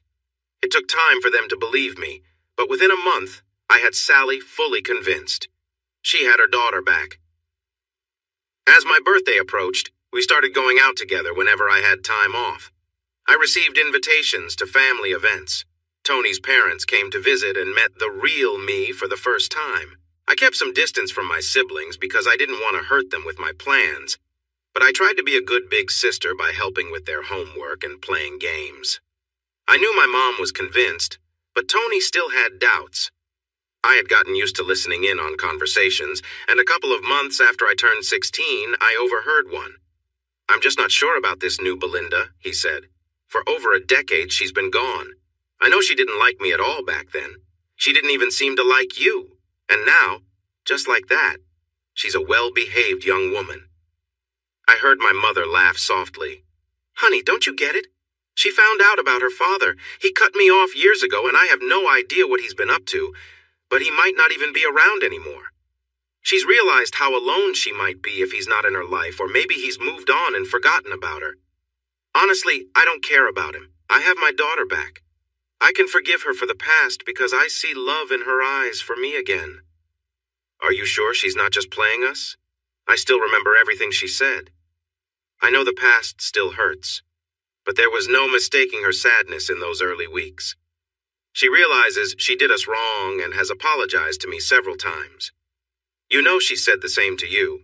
She won't call you Dad, and that's common for step-parents. But you have to admit she treats you like a father in every other way. He was quiet for a moment. I just wish she had been like this from the start, he said, a note of real sadness in his voice. We took her away from her father. I underestimated that bond, and I'm sorry. But keep in mind, while we were together at his parents' house, he was there for her, doing whatever they did while I wasn't there. And I can't forget the times you visited our apartment. I could tell he was suspicious, but I never gave him a reason to ask too many questions. I kept his attention on his daughter. I could look him in the eye and tell a lie without any trouble. Hearing all this made me really angry, but I held it back. I realized that Sally was involved with someone else. It just wasn't as disrespectful as I first thought. I can't believe his own parents set us up, he said, sounding smug. I really disliked the man. It felt wrong for him to act like I was his daughter, and I wanted to be sick afterward. And his brother was my best man at our wedding, plus his parents came to give you away. I barely remembered the wedding. I had disliked the whole day. I know they never liked our relationship or the fact I had a child, but since you were their friend, it worked out for everyone. You get the young wife, I get a great new life, and we take what's most important to him. I had to cover my mouth to stop a cry of sadness. How could they be so cruel? I couldn't take it anymore, so I quietly went back to my room. I cried on my bed the whole night, but it also made me more determined. I focused on showing love and kindness. I gave Sally constant hugs. I started calling Tony stepdad. I kissed his cheek and cuddled with him. He might have thought I liked him, but I kept it innocent, calling it father and daughter time. By the time I was 17, I had them eating out of my hand. The affection he didn't show before now came to me in waves. Sally treated me like her beautiful oldest daughter, proud of the young woman I was becoming. Behind my closed bedroom door, I laughed to myself. Sally thought she was clever, but I was outsmarting her. Tony loved to show me off, buying me the nicest dresses and taking me to garden parties. It was all pretend. I was just as fake as they were. Sally smiled widely. Tony told me he had never been prouder. As I grew up, I learned that I didn't like boys. I never told them about my personal life, and they mostly respected that. Sally would sometimes ask about boys, but I said I wasn't interested. I wanted to focus on my studies and work. I thought Tony would want me to stop working, but he admired my responsibility, and I played him well. With all his money, he would take my weekly pay and put the same amount in my bank account. Every time I would kiss his cheek and say, "Thank you, stepdaddy." I cringed inside every time I said it. While working at a popular restaurant chain, I met Jennifer. I was blonde with blue eyes and made sure to keep my skin tanned thanks to Sally booking me salon time each month. Jennifer had dark hair, hazel eyes, and a striking look. I fell in love by our second date. The first time we kissed, I felt sure about what I wanted. After 2 months of dating, I opened up to her. She was surprised, but not shocked. Coming from a wealthy family, she understood people well. "My parents can be difficult," she said. "I'm lucky to be an only child, so they focus all their attention on me. I could push back against them, but that wouldn't help me." She called me Katie. We both knew we liked each other, but I wanted to take my time. She agreed to wait. What made me fall in love with her completely was what she said 3 months before my 18th birthday when I revealed my feelings. "I want to be with you." We made plans over the next few months. I would turn 18 before my father turned 38. This gave me 4 months to prepare. As the well-behaved daughter, Tony and Sally threw me a big birthday party. Friends and family came. Thankfully, no one from Australia attended, but all of Tony's family was there. Tony looked at me with pride. I wondered if he thought about the past. Sally was especially loving, proud that her first daughter was growing up. Jennifer was there that night and experienced everything for the first time. We went to the bathroom together, and after I washed my hands, I kissed her softly. "You're a great actress, Katie," she whispered. "I'm a little worried. When I say I love you, I really mean it, Jen. I know, They have no clue. It's funny. When I got home that night, Tony and Sally hugged me tightly, saying how much they loved me. Once they went to bed, I kept smiling until the door closed. Then, I focused on what I needed to do. First, I needed an adult passport. That was easy to get from the Australian High Commission. Living in London, I just took the Underground. I had all the documents I needed and had the passport sent to my workplace. Jennifer and I secretly got married within a week and worked on getting her a spousal visa. While it was being processed, I slowly moved some of my things out of my room. Each time I took a small backpack, but as the days went by, more and more of my belongings ended up at her nearby apartment. She had moved out of her home during our last year of school after some conflict with her mother, but her father helped her by paying bills and giving her an allowance. Finally, there was one last thing I needed to do. One evening at Jennifer's place, I logged onto Facebook for the first time in months. I'd been using the name Belinda Thompson for years. I created a new profile as Catherine Samuels, uploaded a recent photo, and reached out to Kelly. She accepted my friend request right away and opened a chat window. Instead, I decided to call her through the app and put the phone on speaker. "Hello, Kelly, it's Katie." "Oh my gosh," she whispered. "Is it really you?" "It's Catherine Samuels. My dad called me Katie. We used to live in Wentworthville. I can't remember the address, but I recall it was a nice apartment, always bright. We lived on the bottom floor. My room was across from my parents'. The walls were light blue. My mother is Sally Samuels, but she goes by Sally Thompson now. Kelly, they took me away from my dad." Jennifer held my hand tightly. I wiped my eyes. "Kelly, I want to go home. I need to see my dad." "I have to tell—" "No, not yet." "Katie, why? He really wants to hear from you." "It's a long story and I'll explain it, but you have to trust me. I've been planning this since I was 13. She gasped. "I wanted to call every day, but I had my reasons. Sally took me from my family. I won't leave until I'm sure I can fix things. Please, let me handle this my way." "Are you all right?" "Sally is very controlling. She's hurt me mentally for years. I know some might think I've become like her. I haven't. I've just done what I needed to push back. I know that sounds bad. You've been hurt as much as your dad. Is he okay, Kelly?" "He still loves you, Katie. He's never lost hope, but he never found out where you were. He tried the police, private investigators, searched online. There were many wrong leads, but nothing worked. He has hoped for 13 years, Katie. He always believed he would see you again, even if he was old and sick."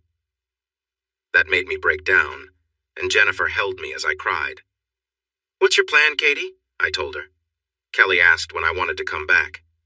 "His birthday is in 2 weeks," I said. "He'll be 38. I want to surprise him. Let me call his wife at least. She'll want to know. You can trust her to keep it quiet. If you're sure.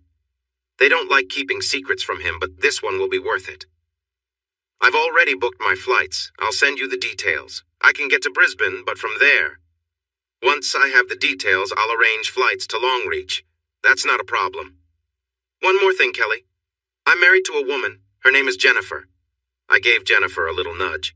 "Hi there," she said, sounding shy. I smiled, surprised to hear her like this. Kelly laughed.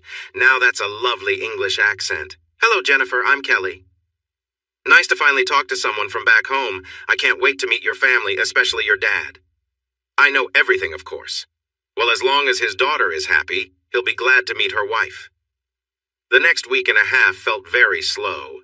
I kept pretending to be the good daughter for both of them. I felt bad about leaving my siblings behind, but that wasn't my fault. The night before I was going to leave, I had a backpack packed with everything I needed at Jennifer's place. I had already sent a box of important things I wanted to keep. My room still looked lived in. I didn't want to give any hints that I was planning to go. "I have the day off tomorrow, so I probably won't see you until dinner," I said. "I could use a little break. I've been working all the time." "Of course, sweetie," Sally said. "Take a day for yourself. I can't remember the last time you took it easy. Maybe you should treat yourself to something nice." I smiled at her. "Sure, Mom. Maybe a little pampering. I'm on my feet all day." "The offer to work with my company is still there, Belinda," Tony said, smiling at me. "But I know you want to find your own path, too. Maybe when I'm older. I'm thinking about taking some college courses. That could help." "That's a great idea. I can help you get started. If you get the right qualifications and work as hard as I know you can, you'll go far." "Thanks," I said, feeling shy. That night, I barely slept. Sally and Tony hugged me goodnight before they headed to their rooms.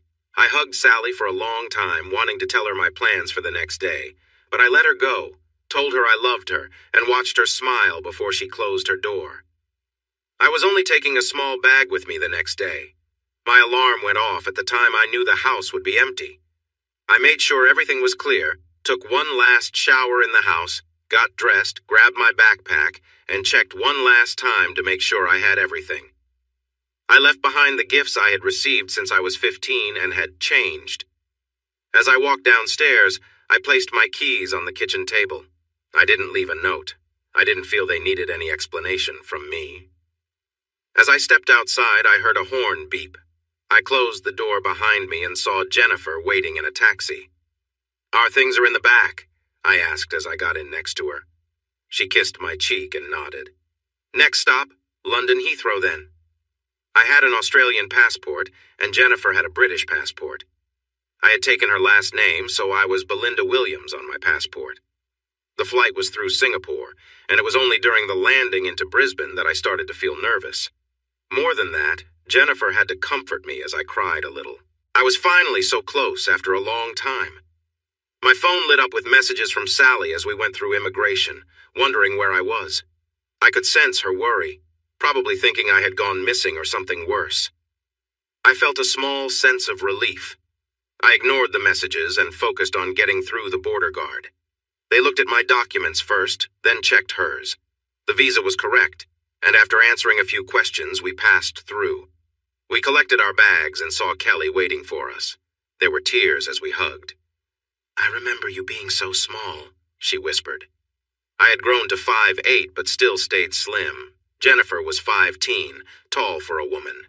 With some heels, she looked amazing. Kelly put her hands on my shoulders and looked me up and down. "Mark is... Does he suspect anything?" "Not at all. Kathy feels very guilty about keeping this secret, but Mark will understand once everything is explained. Come on, our flight leaves in an hour." During the flight, I could see Kelly had many questions, but she kept it simple. She asked about our flight and how Jennifer and I met. When we landed in Longreach, Jennifer quickly learned how intense the heat could be. I hadn't felt anything like it in years, but she soon went to change into shorts and a light top. Kelly giggled and reminded her to wear plenty of sunblock because of her pale skin. "We'll get her used to the sun soon enough," Kelly said as we got into her car. "I'll help with that," I added.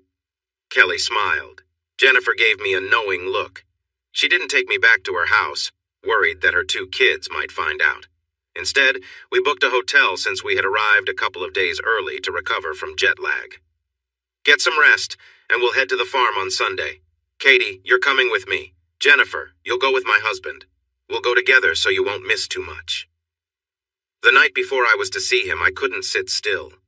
I felt nervous and spent half the time in tears. I knew I needed something to help calm me, so my wife and I shared a special moment together.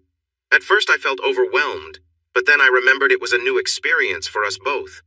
I noticed she was crying too, and we connected through our shared feelings. "Your first time too?" I asked, and she nodded, tears on her cheeks. We exchanged another kiss. "Sorry for waiting so long, I thought. We've talked about it, but..." She kissed me deeply. "I knew you wanted to wait until you were home. And Katie, you were definitely worth it. I love you so much." That night, I cuddled close, feeling her arms around me. I finally managed to fall asleep. Sometime during the night, we shared another tender moment, this time feeling more at ease. Even though we were both new to this, we quickly discovered what made us feel good. On my back, feeling her softly touch me, I experienced joy in ways I had never known before. I eventually drifted off, hearing her soft laughter that made it easy to sleep through the night. She was right. "Nervous?" Katie asked as she picked me up Sunday morning. "I've been waiting 13 years for this day." "So has your dad," she sighed. "He really did everything he thought possible. Some people might say he could have done more, but unless he had traveled himself to visit every..." "Sally and Tony took me away, Kelly." I was taken, held against my will. Think of anything you can when a child is separated from their parent. I showed her my phone, filled with messages I hadn't read. She's really worried now, I said, giving her a look that said it all. Her perfect daughter is about to show her that I have learned a lot. It was a half-hour drive to the farm where my dad lived. Longreach and the surrounding countryside felt completely different from London. The sky was big and mostly blue, with a few clouds scattered about. It was very warm. Fields stretched as far as I could see, mostly brown and yellow, but with some green here and there. And there were a lot of sheep, thousands, if not millions. As we turned into the driveway, the house was quite large, with a smaller cottage beside it. Kelly called Kathy to let her know we had arrived. A woman appeared at the door, revealing a beautiful woman with brown hair. "Okay, kids, let's go see the family." They were excited to see their cousins. As I stepped out of the car, a man came out of the door, smiling at his sister and the kids before looking at me. I couldn't hold back any longer. "Daddy!" I shouted. I watched him drop to his knees as I ran toward him, sliding along the dirt until I crashed into his strong chest. His arms hugged me tightly, and I could feel him crying as he held me. I didn't mind. I closed my eyes and felt joy for the first time in 13 years. I was home. "I love you so much, Daddy," I whispered. He couldn't speak for a moment. I had never heard someone cry like that. My cheeks were wet too. "I love you just as much, Munchkin," he finally whispered, making me giggle.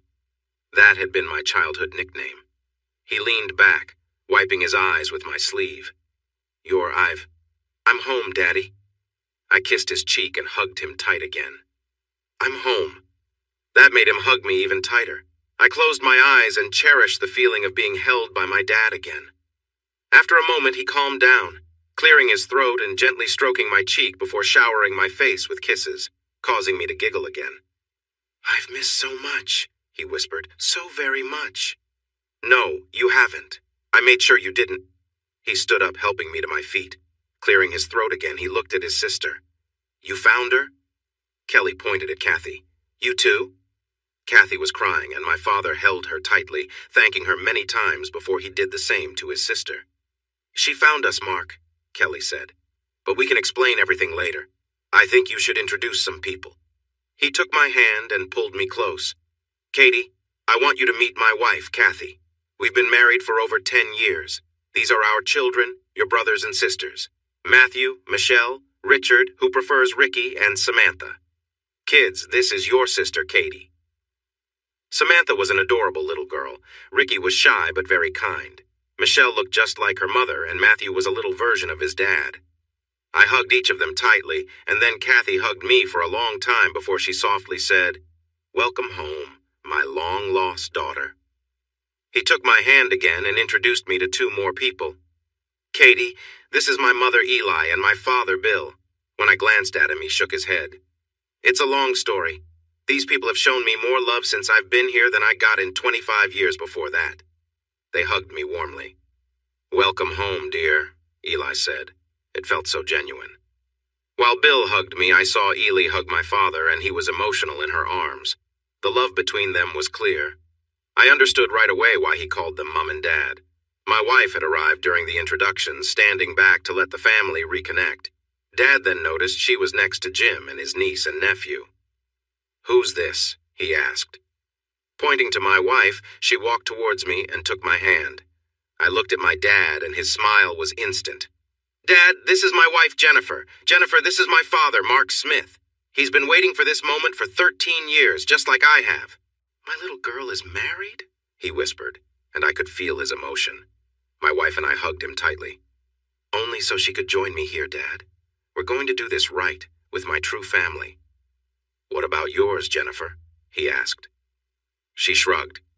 "I don't care about them. They're not worth it." Dad laughed. "Looks like we have something in common." He let us go, and the smile on his face seemed like it would never fade. "I guess we have a lot to talk about." "We do, Dad." He smiled. For 5 years, he was always Dad. At 18, he was still my dad. "What do you want to be called?" "Whatever you wish, Katie. What's important is that you're home again." Then I think it'll be both, depending on the situation. But I prefer Dad. I have 13 years to catch up on. Me too, little one. Me too. Jim and my father grabbed our things. There were plenty of rooms, but I heard him ask Michelle if she was okay sharing with her little sister. She was a clever girl and understood things well. Samantha was excited about the thought of sharing a room with her older sister. There was only a small bed in the room, and my father told me to wait while he took Jim away. Half an hour later, they came back with a larger bed and mattress, carefully bringing it up the stairs and placing it in the room. "My daughter is here with her partner," he said once everything was set up. "Naturally, they will share the bed." Jennifer turned red. I couldn't help but laugh a little. "My parents did the same when your dad moved in with me," Kathy explained. "This is your home now," Dad added, "for as long as you want." I hugged him tightly. "Can it be forever? What about your partner? Please, you've already made such a big impact. I'd choose to live with you over my family any day." "Your family? Oh, you." "I had no idea," he said softly. "No one could ever find you." I leaned back to look at him. "They changed my name," I said sadly, pulling out my passport. He took it and glanced at it, sighing. "Dad, she did something wrong. I have all the papers. They forged your name. It could have been your brother or father." I noticed a flash of anger. "I mean Brian and John. Sorry. Not your fault, kiddo." He looked at it again. "Thompson, so that was his last name?" I nodded. "She married him?" I sighed. "Made me a flower girl and everything. I hated it. Your brother was his best man. Your parents came to give her away." Kathy gasped, and Dad sighed again, handing the passport back. "I'm not surprised by anything I learn about those people anymore." "There's a lot more, Dad, but today is your birthday, and I have a special gift for you." He smiled. "Apart from you being here? You'll see. I've waited long enough for this." Mark, I couldn't stop holding her hand, hugging her and taking in the scent of her hair. I kissed her cheeks and forehead, just looking at her and feeling overwhelming happiness. The smile never left her face as she stayed close to me. I quietly told Kathy that she was going to have a wonderful evening as a thank you. "I hope you're not the only one," my daughter whispered, looking at her partner. I glanced at my daughter, who was blushing while sipping her drink. "What?" she asked playfully. "Just remember, you're not that little girl anymore." She climbed onto my lap, resting her head on my chest. "I'll always be your little girl, Daddy," she whispered.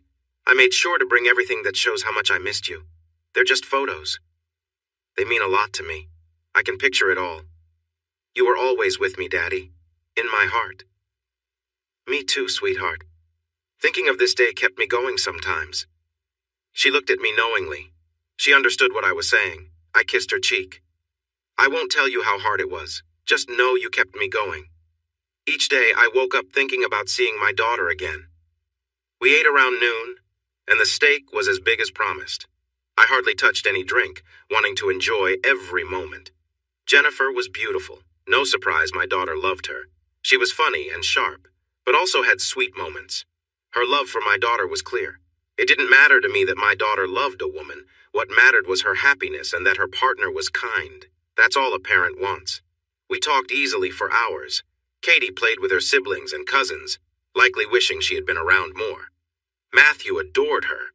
He had a new big sister, and he was already looking up to her.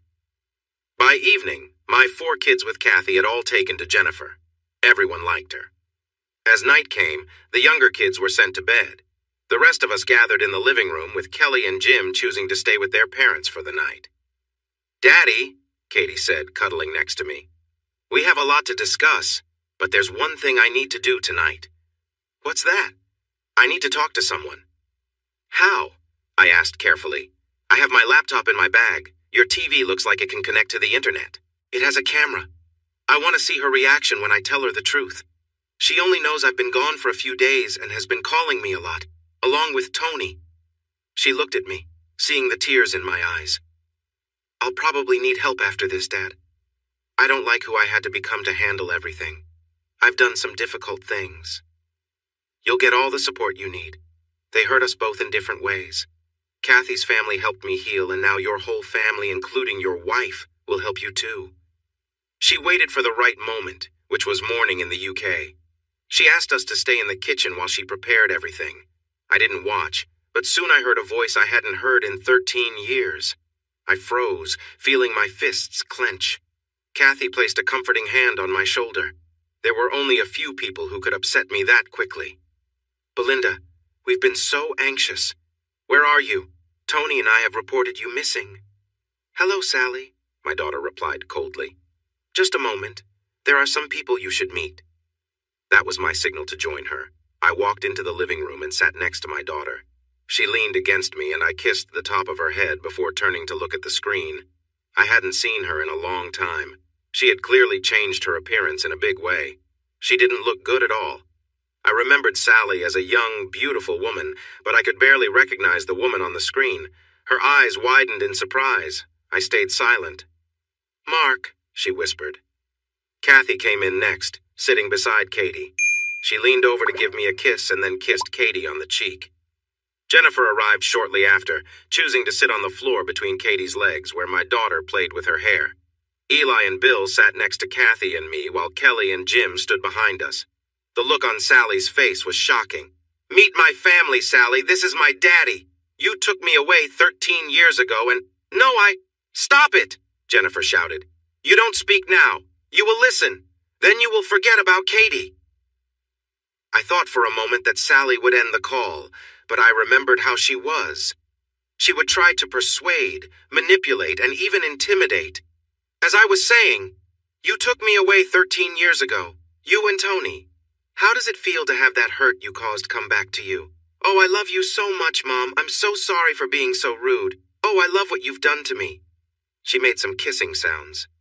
This is my mother, Kathy. Remember how I said you lost that title long ago? Kathy has earned that title in just the one day I've known her. On either side are Bill and Eli, my grandparents. And you probably remember Kelly. She was affected by everything you did. She has spoken the truth. Mark knows everything you did. You hurt him. You ruined our family. This will be the last time you hear from me, Sally. And I know much more than you think. I have all the papers with me that show you and whoever helped you faked my father's signature. Just taking me out of the country like you did was completely against the law. But if I wanted, I could report everything to the police and talk about 13 long years of mental suffering. Sally shook her head. No. We never... I heard enough over the years, Sally. The talks you thought were private. I glanced at Katie, who had a sly smile on her face.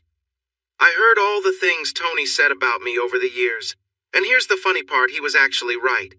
How does it feel now, Sally? Your heart was full of love for your oldest daughter. Now you know that was a lie.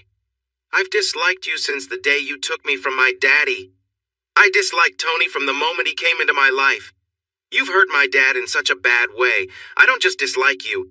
I truly wish you weren't around at all. She took a deep breath. But you can't hurt me anymore, she said softly. I'm back home with my daddy. I know you tried to hurt him on purpose with the help of Tony, Brian, John, and Cheryl. I know all your secrets. I will tell Dad everything I know. I understand it will hurt him, but he deserves to know the truth. I can sit back and smile at how I outsmarted all of you because I learned from the best. Sally had her head in her hands. She was crying. How does it feel? I said sharply, while Kelly gently touched my shoulder. Sally looked up at me. All I ever wanted. No one here cares what you want, Katie interrupted. I'm here with my family now. My mom and dad, my grandparents, my aunt and uncle, and my wife. You're what? Sally said in surprise. I'm a lesbian, Sally. We got married as soon as I turned 18. It was so she could come home with me. This is your home. It was never my home. It was just where I lived. I waited until I was older. I learned, I planned, and then I played you all perfectly. You all believed me. I could have been an actress, but it has left me with scars. But Dad will help me now. He'll help his little girl, the one you took from him. All that money Tony gave me, I saved it, and now I have a nice little sum to use. All the gifts, I left them behind. My love couldn't be bought. But I've got the papers. I will talk to a lawyer and see if anything can be done. If it can, I will return to the UK to see you and Tony in a courtroom, facing whatever they can bring against you. She leaned closer. I might just use the same threat I made when I was 13. My word against his.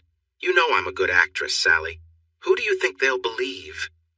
I felt uneasy at her tone and the unspoken threat. It was clear what she might accuse him of. I gently pulled her back, and she looked at me with a smile, but I could see the pain in her eyes. I kissed her forehead, hearing her sigh as she settled back against me. You tried to break me, I finally said. I worked hard. I took care of you and my child. I was never violent. I never threatened anyone or tried to scare you. I only showed you love. I can understand if it wasn't enough for someone, but to do what you did with my parents' help is hard to believe. It was cruel. Katie is home now. She will stay with me for as long as she needs. You don't need to know where she is. You are no longer her mother. You are no longer her family. She has everything she needs here. You made me miss 13 years of her life. You made me miss so much. I should be angry at you. I should be filled with rage. But you know what? I feel sorry for you. You are sad, and in a way, I have won. To be honest, there aren't really any winners or losers in this situation, but I can sit here with my daughter cuddled up next to me and smile. I've won. I've got my daughter back. I have a wife I love and care for, and she feels the same way about me. You're the light of my life, my wife whispered. I enjoyed seeing how Sally reacted. She could feel the love in those simple words. My wonderful wife has given me 4 children. I love my parents too. Not John and Cheryl, they are no longer part of my life. I mean Eli and Bill, who are here with me. Eli has hugged me more than Cheryl ever did, and Bill is my father. That's it. My sister is back in my life, and she has shared everything with me, Sally. I know who you really are. You have a cold heart and a dark spirit. I feel sorry for your children being raised by you and him. They have a tough road ahead. Katie will have my support no matter what she decides. I hope there's a way to address what you did to us. But I also don't want her to feel that pain again. As for me, I say bring it on. Nothing would please me more than seeing you face consequences for your actions. I know it sounds like a dream, but if Katie can perform as well as I think she can, I could see both of you facing time away for what happened. It will depend on Katie's choice.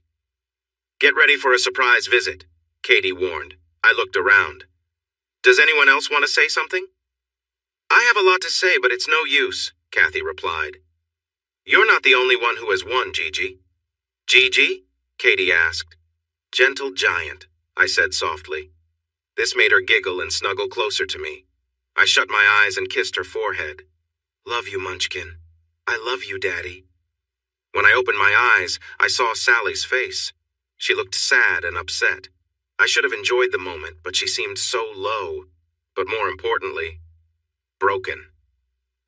Goodbye, Sally. I don't think we'll meet again, I said, leaning forward to cut off contact before I blocked her. The next few days were emotional. Katie and I spent a lot of time talking about everything. She wanted me to be truthful about everything, and I warned her it might upset her. But she insisted that I was her daddy, and I would help her feel better. Sharing those first few months was hard for her. I spent an entire week assuring her I was no longer trapped by those feelings. Kathy had helped me heal, and having her home meant my life was finally coming together. As for Katie, she tried to share all the things that happened. But the moment that truly broke my heart was when she showed me her diaries from each year since she was 9. I wanted to keep them safe, but my teachers found them and told Sally, so I had to hide them better after that. I read her diaries over the months.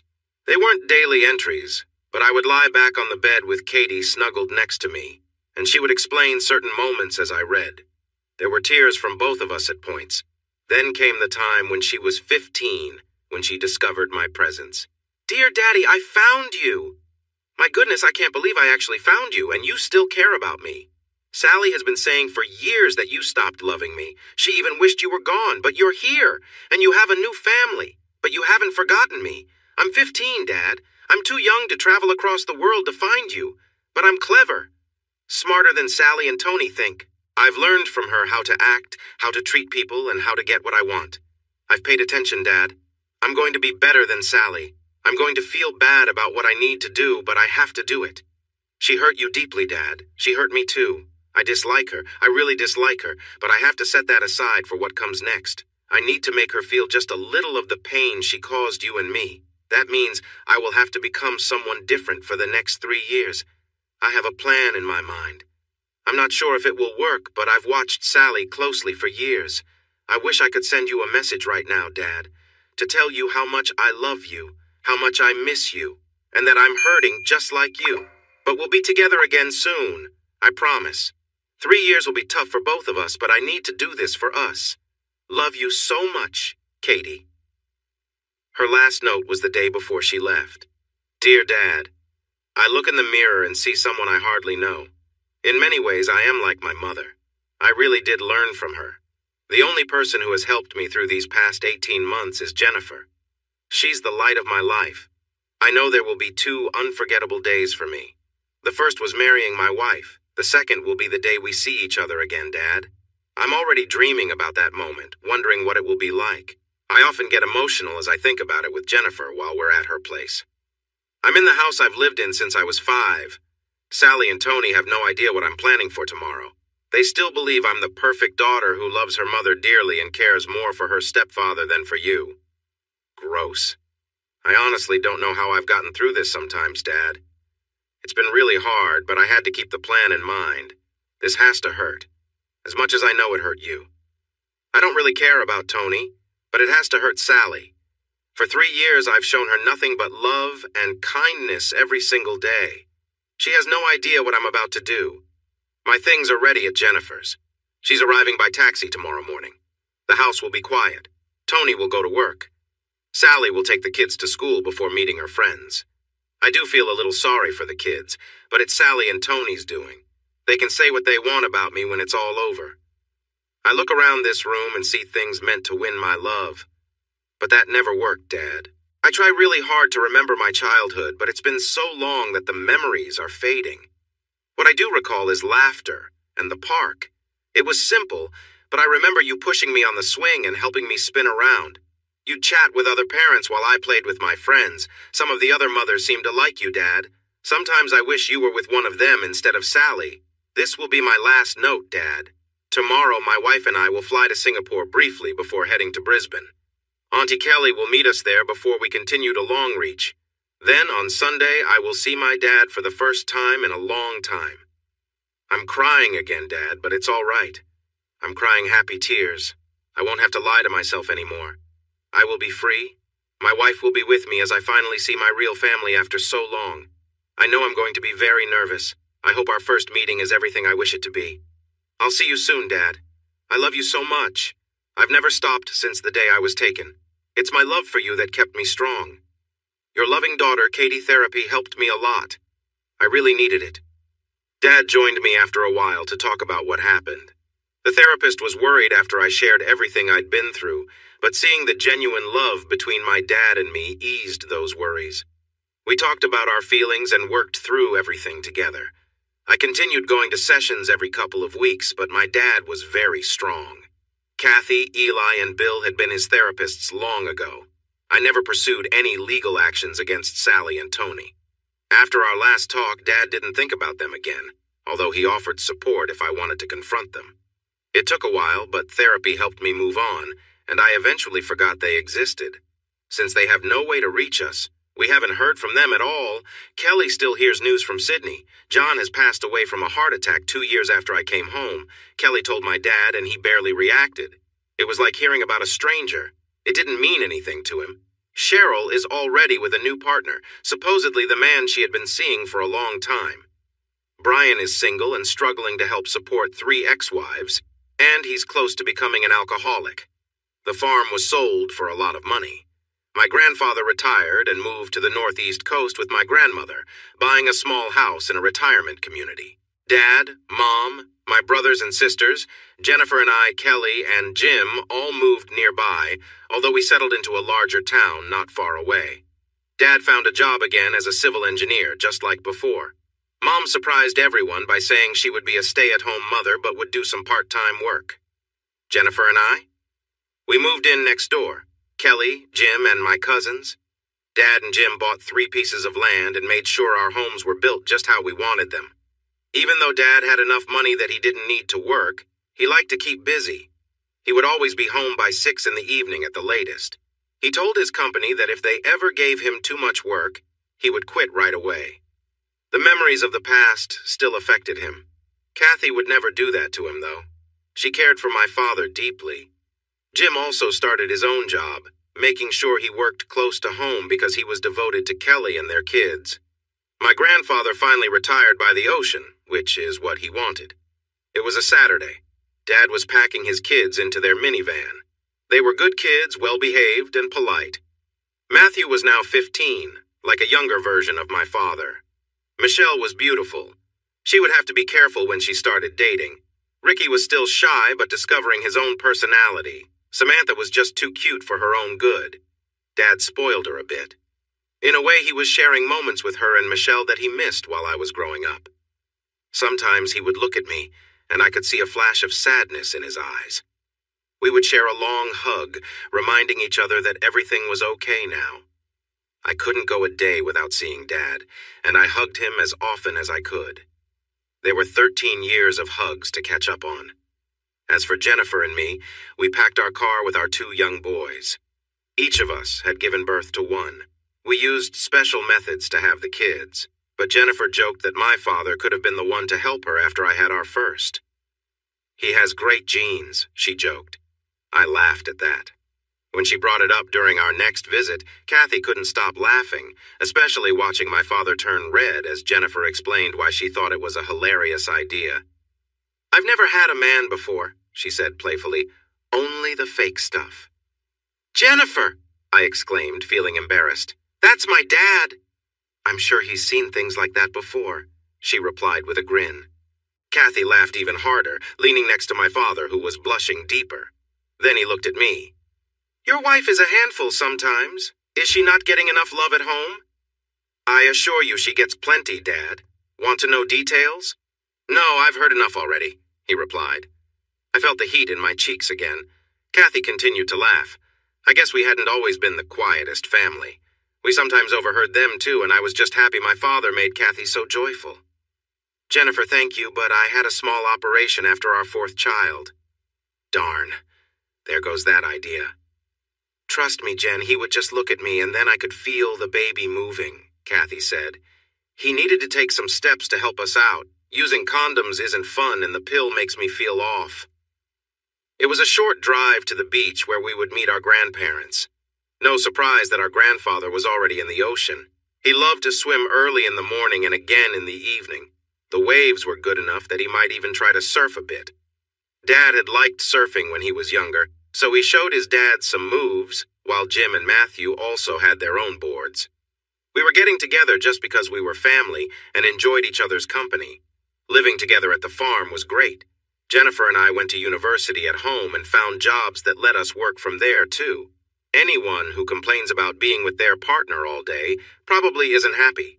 Jennifer and I loved spending time together, especially since we timed our breaks to share special moments. Our kids were old enough to understand that they had 2 moms and no dad. We explained it as simply as we could, and my father was just as important to the kids as any dad would be. Long ago, my father had allowed himself to feel feelings again. When I handed him his first grandson, he was so emotional. After he returned the baby to me, he kissed my forehead and whispered how much he loved me. I understood. Our little family had grown even bigger.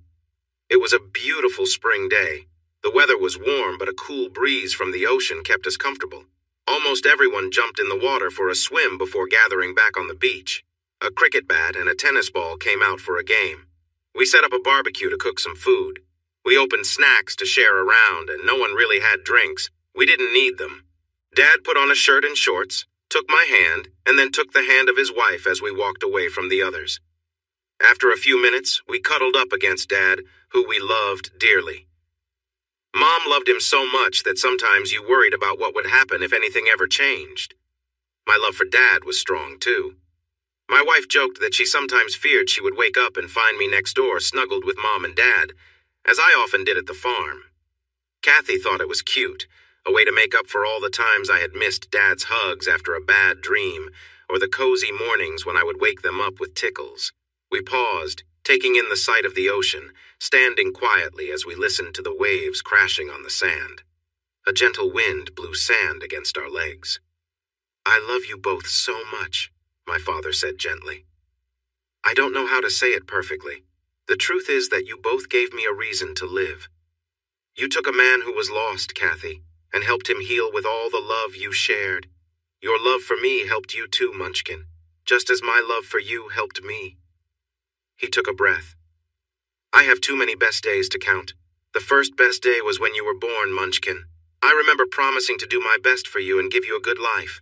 Through all the ups and downs, I believe I've kept that promise. The next best day was marrying your mother.